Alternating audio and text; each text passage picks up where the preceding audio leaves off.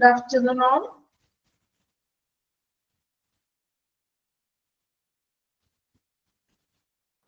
Good afternoon, ma'am. Good afternoon, ma'am.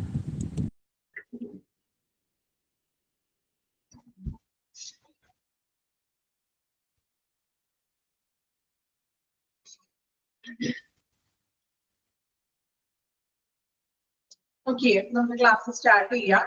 നമ്മൾ കഴിഞ്ഞ ക്ലാസ്സിൽ പുതിയൊരു നെക്സ്റ്റ് അടുത്തൊരു ചാപ്റ്റർ ആണ് നമ്മൾ ഏകദേശം എനിക്ക് തോന്നുന്നു ഫസ്റ്റ് പാരഗ്രാഫ് നമ്മൾ വായിച്ചു. എത്തിക്കൽ and legal issues. Ethical aspects എന്താണെന്നുള്ളത് നമ്മൾ കഴിഞ്ഞ ക്ലാസ്സിൽ അവിടെ വരെയാണ് നമ്മൾ പഠിച്ചത്. ഫസ്റ്റ് പാരഗ്രാഫ് അല്ലേ? ആദ്യത്തെ പാരഗ്രാഫ് മാത്രമല്ലേ പറഞ്ഞോളൂ കഴിഞ്ഞ ക്ലാസ്സിൽ? ആണോ? ഓർക്കുന്നുണ്ടോ? യെസ്. ഓക്കെ. അപ്പോ എത്തിക്കൽ ആസ്പെക്ട്സും അതുപോലെ ലീഗൽ ഇഷ്യൂസും അതാണ് നമ്മൾ ഈ ഒരു ചാപ്റ്ററിൽ പഠിക്കാൻ പോകുന്നത്. പറഞ്ഞു കുറച്ച് നിയമങ്ങള്, ആക്ടുകളൊക്കെയാണ് നമ്മൾ ഇവിടെ പഠിക്കാൻ പോകുന്നത്. അപ്പോ ചാപ്റ്ററിന്റെ പേര് പോലെ തന്നെ ആദ്യം എത്തിക്കൽ എന്താണ്, ലീഗൽ എന്താണെന്ന് നമുക്ക് അറിഞ്ഞിരിക്കണം. സോ ഫസ്റ്റ് നമ്മൾ പഠിച്ചു എത്തിക്കൽ ആസ്പെക്ട്സ്. ഇനി എത്തിക്കൽ എന്ന് പറഞ്ഞാൽ എന്താണ്? ഓർക്കുന്നുണ്ടോ പറഞ്ഞത് കഴിഞ്ഞ ക്ലാസ്സില്? എത്തിക്കൽ എന്ന് പറഞ്ഞിട്ടുണ്ടെങ്കിൽ ധാർമ്മികപരമായിട്ടുള്ള കാര്യങ്ങളാണ് അല്ലെ? അതായത് നമ്മള് സമൂഹത്തിൽ എങ്ങനെ പെരുമാറണം, എങ്ങനെയാണ് നമ്മൾ പെരുമാറേണ്ടത്, എങ്ങനെ പ്രവർത്തിക്കണം എന്നുള്ളതൊക്കെ ആയിട്ടുള്ള ഒരു മോറൽ ആയിട്ടുള്ള ഒരു പ്രിൻസിപ്പിൾ, തത്വങ്ങൾ അല്ലെങ്കിൽ ധാർമ്മികമായിട്ടുള്ള കാര്യങ്ങളെയാണ് നമ്മൾ എത്തിക്കൽ എന്നുകൊണ്ട് പറയുന്നത്. അതിൽ അണ്ടർലൈൻ ചെയ്യാൻ പറഞ്ഞതൊക്കെ അണ്ടർലൈൻ ചെയ്തിരുന്നോ? നമ്മള് സിംപ്ലസ്റ്റ് ആയിട്ട് പറയുകയാണെങ്കിൽ ethics is a system of moral principle. Underline ചെയ്തായിരുന്നോ കഴിഞ്ഞ ക്ലാസ്സിൽ? ചെയ്തോ? സൗണ്ട് ക്ലിയർ ആണോ ഞാൻ പറയുന്നത്? സൗണ്ട് എന്തെങ്കിലും ബ്രേക്ക് ആണോ? അതല്ലെങ്കിൽ സൗണ്ട് ഓക്കെ ആണോ? ഓക്കെ. ബുദ്ധിമുട്ടുണ്ടോ? ഞാൻ കുറവാണ് സൗണ്ട്.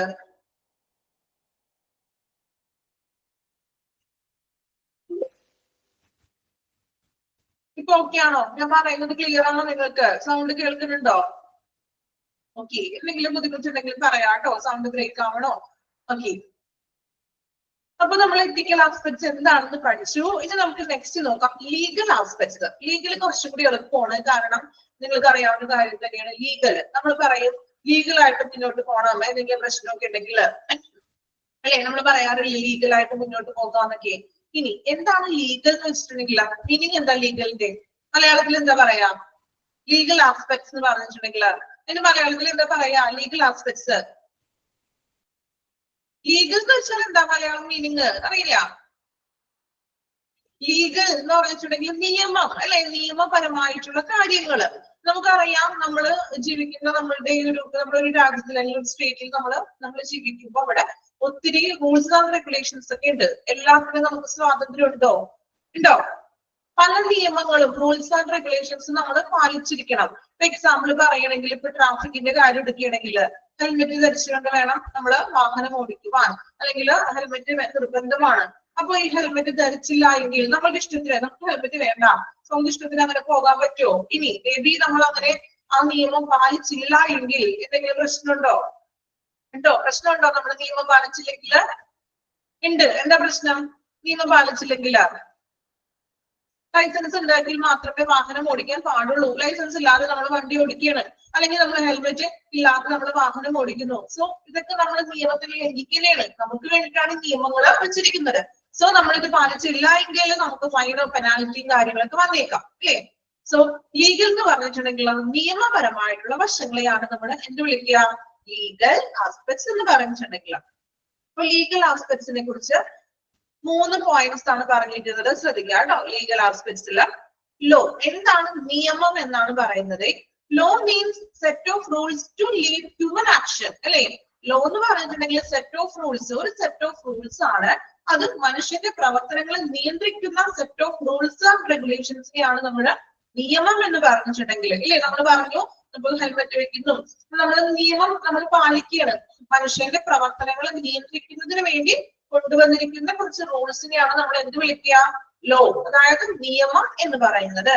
ഫസ്റ്റ് സെക്ഷൻ ആ 3 ഇമ്പോർട്ടന്റ് ആണ് കേട്ടോ, പഠിക്കണേ. രണ്ടാമത്തെ പോയിന്റ് പറഞ്ഞിരിക്കുന്നത് നോക്കി. Law is a system of rights and obligations which the state impose അല്ലെ? ലോ എന്ന് പറഞ്ഞിട്ടുണ്ടെങ്കിൽ സിസ്റ്റം ഓഫ് ഒരു കൂട്ടം അവകാശങ്ങൾ, റൈറ്റ്സ് ആൻഡ് ഒബ്ലിഗേഷൻസ്, അവകാശങ്ങളും കടമകളുമാണ് സ്റ്റേറ്റ് ഇമ്പോസ് ചെയ്യുന്നത് അല്ലെ? ഒരു വ്യക്തി തനിയെ ഉണ്ടാക്കുന്നതല്ല നിയമങ്ങൾ എന്ന് പറഞ്ഞിട്ടുണ്ടെങ്കിൽ ആണോ? ഒരു ഗവൺമെന്റിന്റെ നിയമങ്ങള് ഒരു വ്യക്തി മാത്രമാണോ ഈ നിയമങ്ങൾ പാസ്സാക്കുന്ന നിയമങ്ങള് ആ വ്യക്തിയുടെ ഇഷ്ടത്തിനാണോ നിയമങ്ങൾ നിർമ്മിക്കുന്നത്? ആണോ? പണ്ട് സോഷ്യൽ സയൻസിലൊക്കെ നിങ്ങൾ പഠിച്ചിട്ടുണ്ടാവും അല്ലെ? ഒരു നിയമം പാസ്സാക്കണമെങ്കിൽ അത് ചർച്ചയിലൊക്കെ വെച്ച് മന്ത്രിസഭയിലൊക്കെ തീരുമാനം എടുത്ത് അത് ബില്ല് പാസ്സാക്കണം, അതിന്റെ ഒരു കരട് ഫോം പാസ്സാക്കണം, അങ്ങനെ കുറെ പ്രൊസീജിയേഴ്സിന് ശേഷമാണ് അത് നിയമമായിട്ട് മാറുന്നത്. സോ സ്റ്റേറ്റ് ഇമ്പോസ് ചെയ്യുന്ന നമ്മുടെ ഭരണകൂടങ്ങൾ നമുക്ക് ചെയ്യുന്ന കടമകളുടെയും നമ്മുടെ അവകാശങ്ങളുടെയും ഒരു കൂട്ടമാണ് എന്ത്? നിയമം എന്ന് പറയുന്നത്. ഇനി മൂന്നാമതായിട്ട് നിയമത്തെ കുറിച്ച് പറയുന്നത് നോക്കാം. Law is the body of principle recognized by the state and the administration of justice. അല്ലെ? അതായത് ഭരണവും അതുപോലെ തന്നെ നീതിന്യായ ഭരണവും അംഗീകരിച്ചിട്ടുള്ള തത്വങ്ങളാണ് നിയമം. ഞാൻ പറഞ്ഞു ഒരു വ്യക്തിയുടെ ഇഷ്ടത്തിനല്ല നിയമം നിർമ്മിച്ചിരിക്കുന്നത്. ഭരണം അല്ലെ, നമ്മുടെ അഡ്മിനിസ്ട്രേറ്റീവും ഭരണകൂടവും അതുപോലെ തന്നെ എന്താണ് നമ്മുടെ സ്റ്റേറ്റും ഭരണകൂടവും തമ്മിൽ അവര് ചേർന്നിട്ട് നിർമ്മിച്ചിട്ടുള്ളതാണ് നിയമങ്ങൾ. ഈ നിയമങ്ങൾ പാലിക്കാനായിട്ട് നമ്മൾ ഓരോരുത്തരും ബാധ്യസ്ഥരാണ്. കാരണം നമ്മൾ നിയമം പാലിച്ചില്ല എങ്കിൽ നമുക്ക് അതിനെതിരെയുള്ള നടപടികളും ഉണ്ടാകും. ക്ലിയർ ആണോ? എന്താണ് ലീഗൽ ആസ്പെക്ട്സ് എന്ന് പറഞ്ഞിട്ടുണ്ടെങ്കിൽ നിയമങ്ങള് രാഷ്ട്രവും അല്ലെങ്കിൽ രാഷ്ട്ര ഭരണാധികാരികളും നമുക്ക് വേണ്ടി നിയമങ്ങൾ തയ്യാറാക്കിയിരിക്കുന്നു. ഓരോരുത്തരും നിയമം പാലിക്കാനായിട്ട് ബാധ്യസ്ഥനാണ്. ഓക്കെ, താഴെ നിന്ന് നോക്കിയും courts or police may impose this system rules and punish people who violate the laws. അല്ലെ? നമ്മൾ പറഞ്ഞു നമ്മൾ നിയമം പാലിച്ചില്ല എങ്കിൽ പോലീസോ കോർട്ടോ കോടതിയോ നമുക്ക് ഇമ്പോസ് ചെയ്യുമെന്ന്. ഫൈൻസും പെനാൽറ്റീസും നിയമം ലംഘിച്ചിട്ടുണ്ടെങ്കിൽ നമുക്കുള്ള പെനാൽറ്റീസ്, നിങ്ങൾ ഹെൽമെറ്റ് ഇല്ലാതെ പോയി ഫൈൻ വരില്ലേ? വരുമോ? നമ്മൾ ഇഷ്ടത്തിന് ഹെൽമെറ്റ് വെക്കാതെ പോയി, ലൈസൻസ് ഇല്ല, വാഹനം ഓടിച്ചു, നമുക്ക് പെനാൽറ്റി വരില്ലേ? ഇതൊക്കെ ആരാണ് നമുക്ക് പെനാൽറ്റി ചുമത്തുന്നത്? പോലീസോ കോർട്ടോ ആണ് നമുക്ക് നിയമം ലംഘിച്ചാൽ അതിനുള്ള നമുക്കുള്ള പണിഷ്മെന്റ് തരുന്നത്. കോടതിയും പോലീസും ഒക്കെയാണ് നമുക്ക് അതിനുള്ള പണിഷ്മെന്റ് തരുന്നത്. Such as by paying fine or other penalty including jail. ചിലപ്പോ നമുക്ക് എന്തെങ്കിലും ഫൈൻ ആയിരിക്കാം, പെനാൽറ്റി വരാം, ചിലപ്പോ ഇനി മേബി എന്തെങ്കിലും വലിയ കേസുകളൊക്കെ ആണെങ്കിൽ ചിലപ്പോ ഇൻക്ലൂഡിങ് ജയിൽ ശിക്ഷ വരെ നമുക്ക് ചാൻസ് ഉണ്ടെന്ന് നിയമമൊക്കെ ലംഘിക്കുകയാണെങ്കിൽ. ഓക്കെ, ഒന്ന് വായിച്ചു നോക്കാം. അത്രയും ഭാഗം ഒന്ന് വായിക്കാം കേട്ടോ. ലീഗൽ ആസ്പെക്ട്സ് വായിക്കാം. 3 പോയിന്റ് പഠിച്ചു വെക്കണം കേട്ടോ. സൈഡിൽ ഒന്ന് നോട്ട് ചെയ്ത് വെച്ചേക്കൂ. ലീഗൽ ആസ്പെക്ട്സിൽ 3 പോയിന്റുകൾ.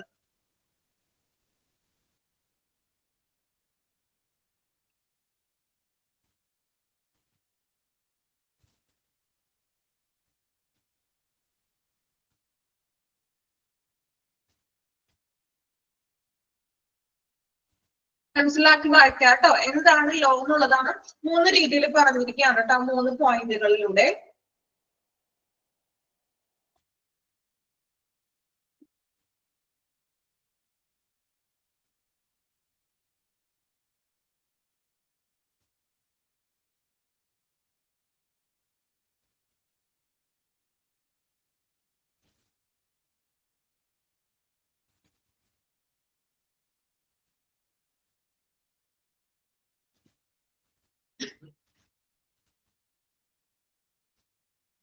അയച്ചോ? കംപ്ലീറ്റ് ചെയ്തോ? ലീഗൽ ആസ്പെക്ട്സ് എന്താണ്? ക്ലിയർ ആണോ എല്ലാവർക്കും ലീഗൽ ആസ്പെക്ട്സ് എന്താണെന്നുള്ളത്? ഓക്കെ, നെക്സ്റ്റ് നോക്കാം. Hospital administration is obligate to have a clear understanding of ethical and legal responsibilities. ഒരു ഹോസ്പിറ്റൽ ആവുമ്പോൾ ആ ഹോസ്പിറ്റൽ അഡ്മിനിസ്ട്രേഷൻ ധാർമ്മികവും എത്തിക്കലും ലീഗലും ആയിട്ടുള്ളത്. അതായത് ധാർമ്മികവും നിയമപരമായിട്ടുള്ള എല്ലാ കാര്യങ്ങളെ കുറിച്ചും വ്യക്തമായിട്ടുള്ള ഒരു അറിവ് അവർക്ക് ഉണ്ടായിരിക്കണം. അല്ലെ? ഒരു ഹോസ്പിറ്റൽ എന്ന് പറയുമ്പോൾ അവിടെ ചിലപ്പോൾ നിയമപരമായിട്ടുള്ള ആവശ്യങ്ങൾ വന്നേക്കാം. അല്ലെ? എന്തെങ്കിലും കേസുകളിലൊക്കെ വരും. പേഷ്യൻസിന്റെ ആണെങ്കിൽ പല കേസുകളിലൊക്കെ അവർക്ക് അറ്റൻഡ് ചെയ്യേണ്ടതായിട്ട് വരും. സോ ഒരു ഹോസ്പിറ്റൽ അഡ്മിനിസ്ട്രേഷൻ ക്ലിയർ ആയിട്ടുള്ള ഒരു അണ്ടർസ്റ്റാൻഡിങ് ഉണ്ടായിരിക്കണം. എത്തിക്കലും ലീഗലായിട്ടും നിയമപരവും ധാർമ്മികപരമായിട്ടുള്ള എല്ലാ കാര്യങ്ങളെയും കുറിച്ചൊരു റെസ്പോൺസിബിലിറ്റി, ഉത്തരവാദിത്വം ഹോസ്പിറ്റൽ അഡ്മിനിസ്ട്രേഷന് ഉണ്ടായിരിക്കണം. Then management is responsible for policies for keeping a safe hospital. Physical facilities and services must ensure building conforms to regional bylaws safety regulations, sanitation arrangements. ഒരു hospital എന്ന് പറയുമ്പോൾ ആ ഹോസ്പിറ്റലിന്റെ മാനേജ്മെന്റിന്റെ ഉത്തരവാദിത്തങ്ങളാണ് അവിടുത്തെ പോളിസികൾ അല്ലെ. ഹോസ്പിറ്റൽ പോളിസികൾ നല്ല രീതിയിൽ കൊണ്ടുപോകണം. അതുപോലെ തന്നെ സേഫ് ആയിട്ടുള്ള ഒരു ഹോസ്പിറ്റൽ എൻവയോൺമെന്റ് വേണം, ഒരു സുരക്ഷ വേണം. അവിടേക്ക് വരുന്ന പേഷ്യൻസിന് ഒരു സുരക്ഷ ഉണ്ടായിരിക്കണം. ദെൻ അവർക്ക് വേണ്ടുന്ന ഫിസിക്കൽ ഫെസിലിറ്റീസ് ചെയ്തു കൊടുക്കണം. അതുപോലെ സർവീസസ്, ഹോസ്പിറ്റലിന്റെ സേവനങ്ങള്. ദെൻ മസ്റ്റ് എൻഷുർ ബിൽഡിംഗ് കൺഫോംസ്, ആവശ്യത്തിനുള്ള ബിൽഡിങ്സുകളും കാര്യങ്ങളൊക്കെ ഉണ്ടായിരിക്കണം. സേഫ്റ്റി റെഗുലേഷൻസ്, പേഷ്യൻസിനായിട്ടുള്ള സുരക്ഷാ മാനദണ്ഡങ്ങൾ അല്ലെങ്കിൽ റെഗുലേഷൻസ് ഉണ്ടായിരിക്കണം. സാനിറ്റേഷൻ അറേഞ്ച്മെന്റ്സ്, സാനിറ്റേഷൻ വെച്ചിട്ടുണ്ടെങ്കിൽ അറിയാലോ, ടോയ്ലറ്റ്സ് അങ്ങനെയുള്ള സാനിറ്റേഷൻ ആയിട്ടുള്ള ഫെസിലിറ്റികളും അറേഞ്ച്മെന്റ്സും കാര്യങ്ങളെല്ലാം ഉണ്ടായിരിക്കണം. ഇതെല്ലാം ഒരു ഹോസ്പിറ്റലില് മാനേജ്മെന്റ് പേഷ്യൻസിന് വേണ്ടി പ്രൊവൈഡ് ചെയ്തിരിക്കണം. Then hospital being an inevitable part of a social system അല്ലെ. നമുക്കറിയാം സോഷ്യൽ സിസ്റ്റത്തില്, സമൂഹത്തില് ഒഴിച്ചുകൂടാൻ പറ്റാത്ത ഒരു ഇമ്പോർട്ടന്റ് ആയിട്ടുള്ള ഒരു പാർട്ടാണ് എന്ത്, ഹോസ്പിറ്റൽ എന്ന് പറഞ്ഞിട്ടുണ്ടെങ്കിൽ. സമൂഹത്തിൽ മാത്രമല്ല, നമ്മളുടെ ഓരോരുത്തരുടെയും നിത്യജീവിതത്തില് ഇമ്പോർട്ടന്റ് ആയിട്ടുള്ള ഒന്നാണ് ഹോസ്പിറ്റൽ. ആണോ? അല്ലേ? നമ്മളുടെ ഓരോരുത്തരുടെയും ലൈഫിൽ ഇമ്പോർട്ടന്റ് ആയിട്ടുള്ള ഒരു ഭാഗമാണ് ഹോസ്പിറ്റൽ എന്ന് പറഞ്ഞിട്ടുണ്ടെങ്കിൽ അല്ലെ. നമ്മുടെ ലൈഫിൽ ഒഴിച്ചുകൂടാൻ പറ്റാത്ത ഒന്ന് തന്നെയാണ്. സോ അതിനാൽ സൊസൈറ്റി, സോഷ്യൽ സിസ്റ്റത്തിനെ വെച്ച് നോക്കിയാണെങ്കിലും സൊസൈറ്റിയില്, നമ്മുടെ സമൂഹത്തില് ഒഴിച്ചുകൂടാൻ പറ്റാത്ത ഒന്നാണ് hospital. Are subjected to all laws of the land. അപ്പൊ ഒരു ഹോസ്പിറ്റൽ എന്ന് പറഞ്ഞിട്ടുണ്ടെങ്കിൽ, ഹോസ്പിറ്റല് നമ്മൾ എന്താണ്, നമ്മൾ ഹോസ്പിറ്റൽ എന്ന് പറയുമ്പോഴും നമ്മുടെ സ്റ്റേറ്റ് ചുമത്തിയിട്ടുള്ള നിയമങ്ങളൊക്കെ പാലിക്കാനായിട്ട് ഹോസ്പിറ്റലിന് ബാധകമാണെന്ന്. നിയമങ്ങളും ഹോസ്പിറ്റലിന്റെ കീഴിൽ വരുന്നുണ്ടെന്ന്. എല്ലാ നിയമങ്ങൾക്കും ഹോസ്പിറ്റൽ വിധേയമാണ്. ഓക്കെ, ഹോസ്പിറ്റലിലെ കാര്യങ്ങളുണ്ടാ പറഞ്ഞതേ. ഇനി നെക്സ്റ്റ് വൺ നോക്കാം. While it is necessary for hospital and medical administrators to be aware of ethical and legal aspects of hospital administration. എന്തുകൊണ്ടാണ് ഈ hospital administration ethical and legal ആസ്പെക്ട്സിനെ കുറിച്ച് അറിവുണ്ടായിരിക്കണം എന്ന് പറയുന്നത്? എന്തുകൊണ്ടായിരിക്കാം? നിങ്ങൾക്ക് എന്താണ് തോന്നുന്നത്? ടെക്സ്റ്റ് ബുക്കിൽ ആരും നോക്കണ്ടേട്ടാ, അല്ലാതെ ഒന്ന് ആലോചിച്ച് നോക്കി. ഈ ഹോസ്പിറ്റലുകാർക്ക് നിയമപരവും അല്ലെങ്കിൽ ധാർമ്മികവുമായിട്ടുള്ള കാര്യങ്ങൾ അറിഞ്ഞിരിക്കണം എന്ന് പറയുന്നത് എന്തുകൊണ്ടായിരിക്കും? എന്തൊക്കെ കാരണങ്ങൾ ഉണ്ടാകാം അതിന്? ആലോചിച്ച് നോക്കി, ഇത് കമന്റ് ചെയ്തേ. ടെക്സ്റ്റ് ബുക്കിൽ ആരും നോക്കണ്ടാട്ടോ, നിങ്ങളുടേതായിട്ടുള്ള അഭിപ്രായങ്ങൾ നിങ്ങളുടേതായിട്ടുള്ള രീതിയിൽ പറഞ്ഞാൽ മതി. ആലോചിച്ച് നോക്കി, എന്തുകൊണ്ടാണ് നിയമപരമായിട്ടുള്ള കാര്യങ്ങളൊക്കെ ഹോസ്പിറ്റലിൽ അറിഞ്ഞിരിക്കണം എന്ന് പറയുന്നത്? പെട്ടെന്ന് കമന്റ് ചെയ്യാം കേട്ടോ. ടെക്സ്റ്റ് ബുക്കിൽ ഒന്നും നോക്കണ്ട, എനിക്ക് നിങ്ങളുടെ ആൻസേഴ്സ് മാത്രം മതി. ആക്സിഡന്റ് കേസസുകളൊക്കെ വന്നേക്കാം. യെസ് അല്ലെ. അപ്പൊ നമ്മൾ നിയമപരമായിട്ടൊക്കെ പോകാം. ഹോസ്പിറ്റലിൽ ഡെത്ത് ഒക്കെ സംഭവിക്കുമ്പോഴും ചിലപ്പോ അൺനാച്ചുറൽ ആയിട്ടുള്ള ഡെത്ത് ഒക്കെ ആണെങ്കിൽ നമുക്ക് എന്തെങ്കിലും കേസുകളും കാര്യങ്ങളൊക്കെ വരാം. ദെൻ ടു അവോയ്ഡ്, ഞാൻ വായിച്ചില്ല കേട്ടോ, കംപ്ലീറ്റ് ചെയ്തില്ല, അത് നോക്കിയില്ല പെട്ടെന്ന്. ടു അവോയ്ഡ് എന്തായിരുന്നു ബാക്കി? ഞാൻ ശ്രദ്ധിച്ച് പെട്ടെന്ന് മെസ്സേജ് വായിച്ചില്ല കേട്ടോ. വേറെ എന്തൊക്കെ ഉണ്ടാവും റീസൺസ്? ആലോചിച്ച് നോക്കിയേ. നിങ്ങൾ തെറ്റിപ്പോകുമെന്ന് വിചാരിച്ച് പറയാതിരിക്കണ്ട കേട്ടോ. ടെക്സ്റ്റ് ബുക്കിലൊന്നും നോക്കണ്ട. നിങ്ങളുടെ ഓരോരുത്തരുടെ മനസ്സിൽ ആശയങ്ങളൊക്കെ ഉണ്ടാവുമല്ലോ. എപ്പോഴും നമ്മൾ ടെക്സ്റ്റ് മാത്രം നോക്കണ്ട, നിങ്ങളുടെ ആശയങ്ങളും കൂടി എനിക്ക് വേണം. ഓക്കെ, അത്രേ ഉള്ളോ? നിയമപരമായിട്ടുള്ള വശങ്ങൾ അറിഞ്ഞിരിക്കാൻ ഇൻസ്പെക്ഷൻസ് ഒക്കെ ഓക്കെ, ഇൻസ്പെക്ഷൻ ഒക്കെ ഉണ്ടാവും. മെഡിക്കൽ ലീഗൽ കേസസുകൾ ടെക്സ്റ്റ് നോക്കിയോ? ഇല്ല. ഓക്കെ, കേസുകളൊക്കെ അറ്റൻഡ് ചെയ്യുമ്പോഴും പറ്റും.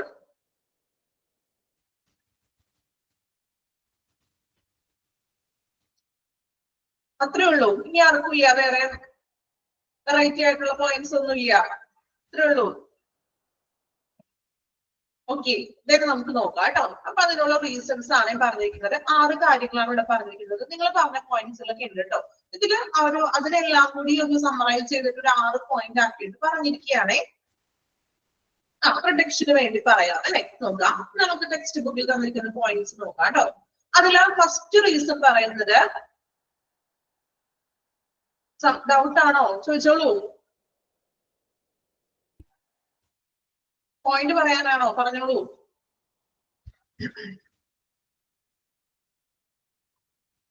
അപ്പൊ റീസൺസ് നോക്കാം കേട്ടോ.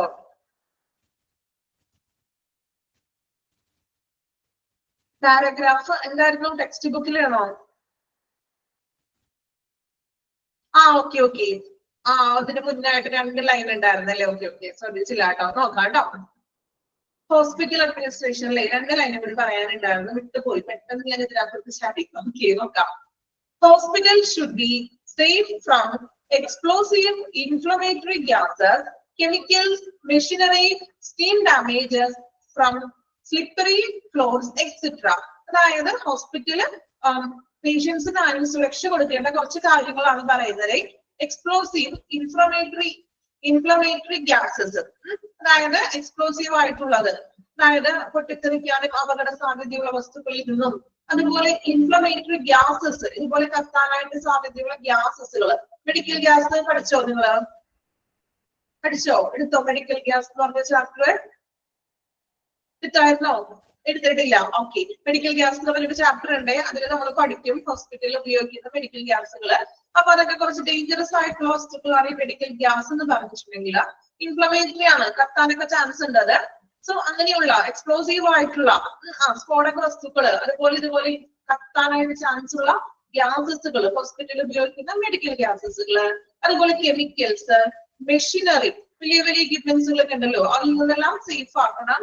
അതുപോലെ തന്നെ സ്റ്റീം ഡാമേജസ്, നമ്മൾ നീരാവി സ്റ്റീം ചെയ്യാനൊക്കെ ഉപയോഗിക്കുന്ന സ്റ്റെറിലൈസിംഗ് എക്യുപ്മെന്റ്സുകളൊക്കെ ഉണ്ട്. അതുപോലെ from slippery floors etcetera. Slippery floors എന്ന് പറഞ്ഞാൽ എന്താ? നമ്മളെ ഹോസ്പിറ്റലിലെ ടൈൽസും കാര്യങ്ങളൊക്കെ അധികം തെറ്റിപ്പോകാത്ത രീതിയിലുള്ളത്, കുറച്ചുകൂടി ഗ്രിപ്പിഡ് ടൈപ്പ് ആയിട്ടുള്ള ടൈൽസും കാര്യങ്ങളും വേണം നമ്മൾ ഫ്ലോറിന് ഉപയോഗിക്കുക. അപ്പൊ ഇതിൽ നിന്നെല്ലാം ഹോസ്പിറ്റല് സേഫ് ആയിരിക്കണം, പേഷ്യൻസിനെ സേഫ് ആക്കണം. ഓക്കെ, നമ്മൾ നേരത്തെ വായിച്ചപ്പോഴേ വിട്ടുപോയിട്ടോ. ഓക്കെ, നിങ്ങൾ ശ്രദ്ധിക്കുന്നുണ്ട് അല്ലെ? കുറച്ചുപേര് ഉറങ്ങുന്ന ആൾക്കാരുണ്ടാവും കേട്ടോ. ഉറങ്ങുന്നവരുണ്ടോ ആരെങ്കിലും? ഇല്ല, എല്ലാവരും ക്ലാസ്സിൽ തന്നെ ഉണ്ട്. ഉറങ്ങുന്ന ആൾക്കാരൊക്കെ ഉണ്ട് കേട്ടോ. ഓക്കെ, ദെൻ ആക്റ്റീവ് ആയിട്ടിരിക്കുക കേട്ടോ ക്ലാസ്സില്. കുറച്ച് നിയമം ലീഗലൊക്കെയാണ്, എനിക്കറിയാം. സംഭവം കുറച്ച് ബോറൊക്കെ അടിക്കും നിങ്ങൾക്ക്, ഉച്ച സമയമാണ് അല്ലെ? അതുകൊണ്ട് ചിലപ്പോൾ ഇച്ചിരി ബോറൊക്കെ ഉണ്ടാവും. കുഴപ്പമില്ല, നമ്മള് സഹിച്ചല്ലേ പറ്റൂ. ക്ലാസ് നമുക്ക് എന്താ പറയാ, സ്കിപ്പ് ചെയ്യാൻ പറ്റില്ലല്ലോ.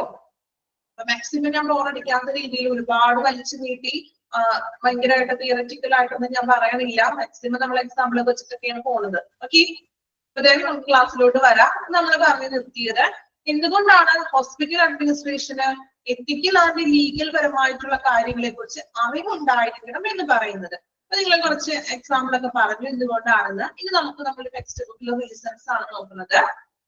ഒന്നാമതായിട്ട് പറയുന്നത് increasing number of medico legal cases അല്ലെ? നിങ്ങൾ പറഞ്ഞു നമ്പർ ഓഫ് മെഡിക്കോ ലീഗൽ കേസസുകൾ കൂടിക്കൊണ്ട് വരികയാണ്. ഇനി എന്താണ് മെഡിക്കോ ലീഗൽ കേസസ് എന്നായിരിക്കും നിങ്ങളിപ്പോ എല്ലാവരുടെയും ഉള്ളിൽ ചിന്ത. പഠിക്കാനുണ്ട്, അടുത്തത് വരുന്നുണ്ട്. മെഡിക്കോ ലീഗൽ കേസ് എന്ന് പറഞ്ഞിട്ടുണ്ടെങ്കിൽ കേസ് ഇപ്പൊ പോലീസിന്റെ അന്വേഷണങ്ങളോ മറ്റോ വേണ്ടി വരുന്ന കേസസുകൾ, അതായത് ഇപ്പൊ ആക്സിഡന്റ് കേസസുകൾ, സൂയിസൈഡ് കേസ്, അതൊക്കെ നമ്മൾ അന്വേഷണം വേണം അല്ലെ? ആക്സിഡന്റ് തന്നെയാണോ? റേപ്പ് കേസുകൾ എക്സാമ്പിൾ ഉണ്ട് കേട്ടോ, പഠിക്കാനുണ്ട്. സോ ഓരോ ദിവസവും ഹോസ്പിറ്റലിൽ വരുന്ന മെഡിക്കോ ലീഗൽ കേസസുകളുടെ എണ്ണം ഇൻക്രീസ് ചെയ്ത് വരികയാണ്. സോ ഇങ്ങനെയുള്ള കേസ് വരുമ്പോൾ അതിന്റെ ലീഗൽ ആയിട്ടുള്ള വശങ്ങളെ കുറിച്ച് ഹോസ്പിറ്റൽ അഡ്മിനിസ്ട്രേഷൻ അറിഞ്ഞിരിക്കണം അല്ലെ? പോലീസിനെ ഇൻഫോം ചെയ്യാനും അങ്ങനെയുള്ള ലീഗൽ ആയിട്ടുള്ള നിയമപരമായിട്ടുള്ള കാര്യങ്ങളെ കുറിച്ച് ഹോസ്പിറ്റലിന് അറിവ് ഉണ്ടായിരിക്കണം. രണ്ടാമത്തെ point, minimise civil and criminal legal proceedings. അതായത് ഇതുപോലുള്ള ക്രിമിനലും അതുപോലെ തന്നെ സിവിൽ ക്രിമിനൽ കേസസുകളൊക്കെ അങ്ങനെയുള്ള ലീഗൽ കാര്യങ്ങളൊക്കെ കുറയ്ക്കാൻ വേണ്ടിയിട്ട്, അതായത് ഇപ്പോ ഹോസ്പിറ്റലിലോട്ട് എക്സാമ്പിൾ പറയുകയാണെങ്കിൽ എന്തെങ്കിലും കേസുകൾ വന്നു, ഒരു ചെറിയ കേസ് ആണെങ്കിൽ അതിനെ ഭയങ്കരമായിട്ടുള്ള രീതിയിലോട്ട് കൊണ്ടുപോകാതെ ചില കാര്യങ്ങളൊക്കെ അവർക്ക് ഹോസ്പിറ്റലിൽ തന്നെ നിയമപരമായിട്ടുള്ള കൈകാര്യം ചെയ്ത് അതിന് നമുക്ക് ഒതുക്കാനൊക്കെ സാധിക്കും. ഇപ്പൊ ഹോസ്പിറ്റലിന്റെ ഉള്ളിൽ തന്നെ വരുന്ന പ്രശ്നങ്ങളൊക്കെ ആണെങ്കിൽ ചിലപ്പോൾ അത് അവരെ അധികം പുറത്തോട്ട് കളയാതെ, ചില കേസുകളൊക്കെ അങ്ങനെയല്ലേ, പുറത്തോട്ട് വിടാതെ ഒരുപാട് ലീഗൽ ആയിട്ടുള്ള കാര്യങ്ങൾക്ക് മുന്നോട്ട് പോകാതെ അതിന്റെ വശങ്ങൾ നോക്കിയിട്ട്, അല്ലെങ്കിൽ അതിന്റെ ധാർമ്മികമായിട്ടുള്ള എത്തിക്കൽ ആയിട്ടുള്ള കാര്യങ്ങൾ ഉണ്ടെങ്കിൽ ആ എത്തിക്കൽ ആയിട്ടുള്ള വശങ്ങളും കൂടി നോക്കിയിട്ട് അതിനവര് എന്ത് ചെയ്യും, മീൻസ് ആ പ്രശ്നങ്ങൾ പരിഹരിക്കാനായിട്ട് ഹോസ്പിറ്റലിന്റെ അഡ്മിനിസ്ട്രേറ്റേഴ്സിന് തന്നെ സാധിക്കുന്നു. ഓക്കെ, മിനിമൈസ് ചെയ്യാനും കുറയ്ക്കാൻ പറ്റുന്ന ഒരുപാട് പ്രശ്നങ്ങളിലോട്ട് എത്തിപ്പെടാതെ, അല്ലെങ്കിൽ ആ ഒരുപാട് പ്രശ്നങ്ങളിലോട്ട് എത്തിക്കാതെ ഒരു ധാർമ്മികപരമായിട്ടുള്ള കാര്യങ്ങൾ കൂടി ചിന്തിച്ചുകൊണ്ട് ആ ഒരു പ്രശ്നത്തെ നമുക്ക് സോൾവ് ചെയ്യാനായിട്ട് അഡ്മിനിസ്ട്രേറ്ററിന് സാധിക്കും. മൂന്നാമതായിട്ട് പറയുന്നത് ensure quality of medical care. നല്ല രീതിയിലുള്ള ഒരു മെഡിക്കൽ കെയർ പേഷ്യൻസിന് കൊടുക്കാനായിട്ട്. അപ്പൊ അതിൽ എത്തിക്കൽ ആയിട്ടുള്ള കാര്യങ്ങൾ അറിഞ്ഞാലേ ആ ഒരു ധാർമ്മികത്തോട് കൂടി മാത്രമേ അവർക്ക് നല്ല രീതിയിൽ പേഷ്യൻസിന് മെഡിക്കൽ കെയർ നല്ല രീതിയിൽ പരിചരണം കൊടുക്കാൻ സാധിക്കുകയുള്ളൂ. നാലാമത്തെ പോയിന്റ് നോക്കാം.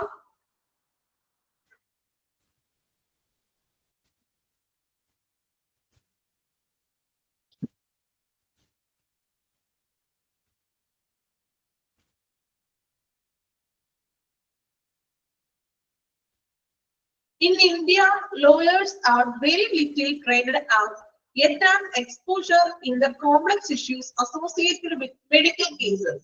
In India, ഇന്ത്യയിൽ വെച്ച് നോക്കുകയാണെങ്കിൽ ഇന്ത്യയിലെ ലോയേഴ്സ് എന്ന് പറഞ്ഞാൽ ആരാണ് അറിയാലോ, വക്കീലന്മാർ അല്ലെ. സോ ഇന്ത്യയിലെ ലോയേഴ്സിന് വെരി ലിറ്റിൽ ട്രെയിൻഡ് മാത്രമേ ഉള്ളൂ എന്ന് എന്തില്ല മെഡിക്കൽ കേസസ് അറ്റൻഡ് ചെയ്യുന്നതിൽ. വക്കീലന്മാരെ പാരമ്പര്യത്തിലുള്ള കേസുകളൊക്കെ അവരെടുക്കും അല്ലെ. സോ മെഡിക്കൽ കേസസുകൾ എടുക്കുന്നതിൽ അവർക്ക് വലിയ ട്രെയിനിങ് ഒന്നും ലഭിച്ചിട്ടില്ല എന്ന് വക്കീൽ ലോയേഴ്സിന് ഇന്ത്യയിൽ. അടുത്ത സെന്റൻസ് കൂടി അതിന്റെ ഒരു കണ്ടിന്യൂവേഷൻ ആണ് കേട്ടോ. ഫസ്റ്റ് പോയിന്റ് കൂടി കണ്ടിന്യൂവേഷൻ ആണ്. It helps the medical professionals to do the right things and protect them from silly litigation. പക്ഷേ മെഡിക്കൽ പ്രൊഫഷണൽസിനാണെങ്കിൽ ഇങ്ങനെയുള്ള മെഡിക്കൽ ലീഗൽ കേസസുമായിട്ട് സംബന്ധിച്ചിട്ടുള്ള ലീഗൽ ആയിട്ടുള്ള വശങ്ങൾ അവർക്ക് കുറച്ചുകൂടി അറിയാൻ സാധിക്കുന്നു. ലോയേഴ്സിന് പക്ഷെ അത്ര ട്രെയിനിങ്സും കാര്യങ്ങളൊന്നും ലഭിച്ചിട്ടില്ല. മെഡിക്കൽ കേസുമായിട്ട് ബന്ധപ്പെട്ടിട്ടുള്ള പ്രശ്നങ്ങൾ പരിഹരിക്കാനും മറ്റും അവർക്ക് വലിയ ട്രെയിനിങ് ഒന്നും ലഭിച്ചിട്ടില്ല. പക്ഷെ ശരിയായ രീതിയിൽ മെഡിക്കൽ പ്രൊഫഷണൽസിന് ആ ഒരു ലീഗൽ വശങ്ങളൊക്കെ നോക്കിയിട്ട് ആ സില്ലി ലിറ്റിഗേഷൻ ചെറിയൊരു പ്രശ്നങ്ങളാണെങ്കിൽ പോലും അതിനവർക്ക് നല്ല രീതിയിൽ എന്താണ് ശരിയായിട്ടുള്ള രീതിയിൽ കൈകാര്യം ചെയ്യാനായിട്ട് സാധിക്കുന്നു. അപ്പൊ അതുകൊണ്ടാണ് അവർക്ക് മെഡിക്കൽ ലീഗൽ കേസസിനെ കുറിച്ച് അഡ്മിനിസ്ട്രേറ്റേഴ്സിന് നല്ലൊരു അറിവുണ്ടായിരിക്കണം അല്ലെ. അറിവുണ്ടായാൽ മാത്രമേ അങ്ങനെയുള്ള കേസസുകൾ വരുമ്പോൾ അതിനെ എങ്ങനെ നല്ല രീതിയിൽ ഹാൻഡിൽ ചെയ്യാനായിട്ട് അവർക്ക് സാധിക്കുള്ളൂ. ഒരു ആക്സിഡന്റ് കേസ് വന്നു, പോലീസിന് അത് ഇൻഫോം ചെയ്യണം.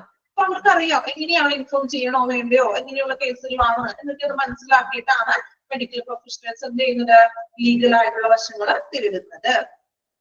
Then sixth one നോക്കാം. Increasing awareness among the public about the duties and commitments of medical practitioners as and of hospitals.